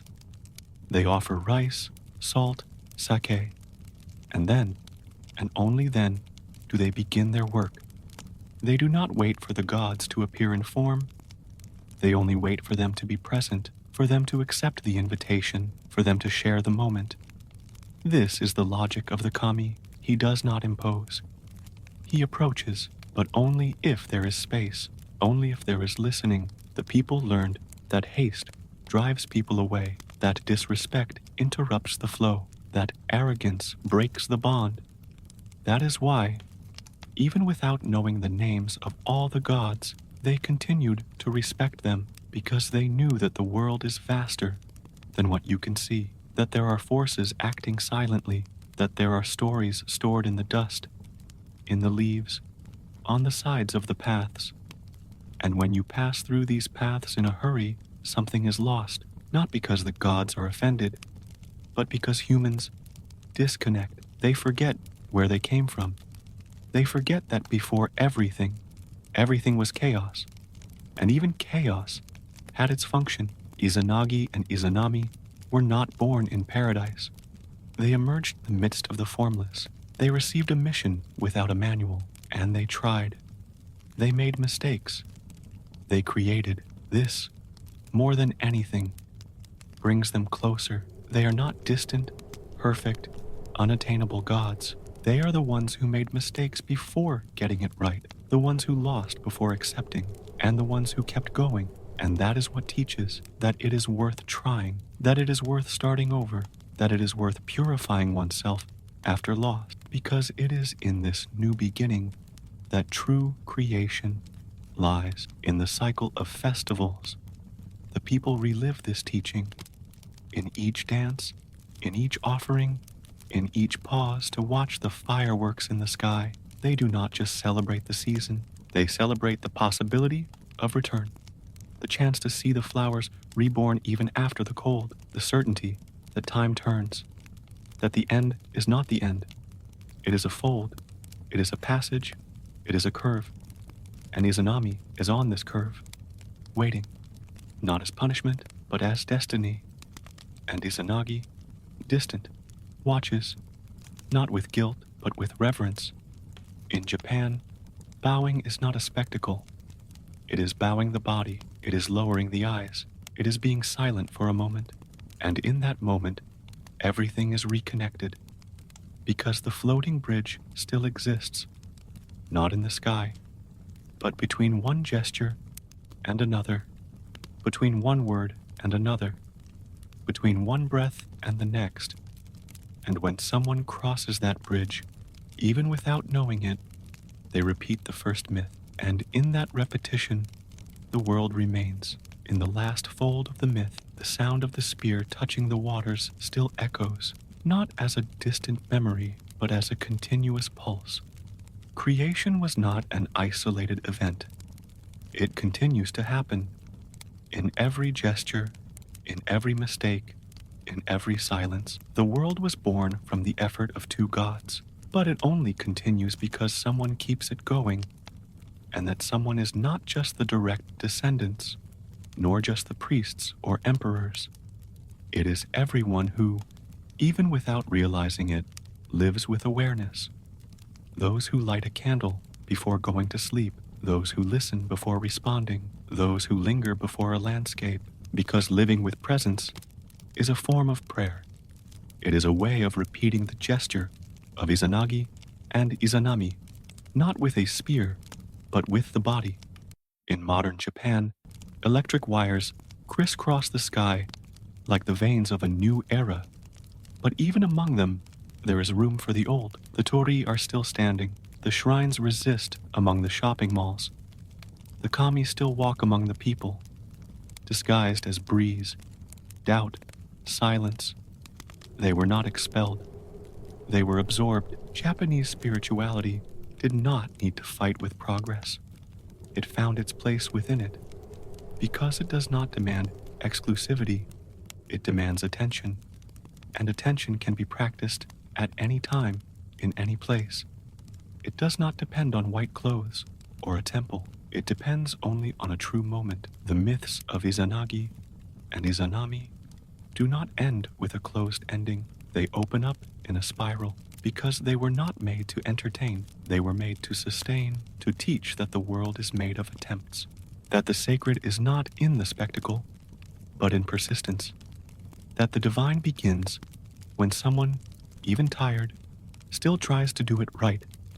And that is what transforms. Izanagi created with his hands, Izanami generated with her body, and both, even though separated, taught that creation requires dedication, not the dedication that expects applause, but the dedication that is done because it needs to be done. This surrender appears in small rituals, in the way a tea is served, in the care taken with a handwritten letter, in the way a sidewalk is swept before the morning begins.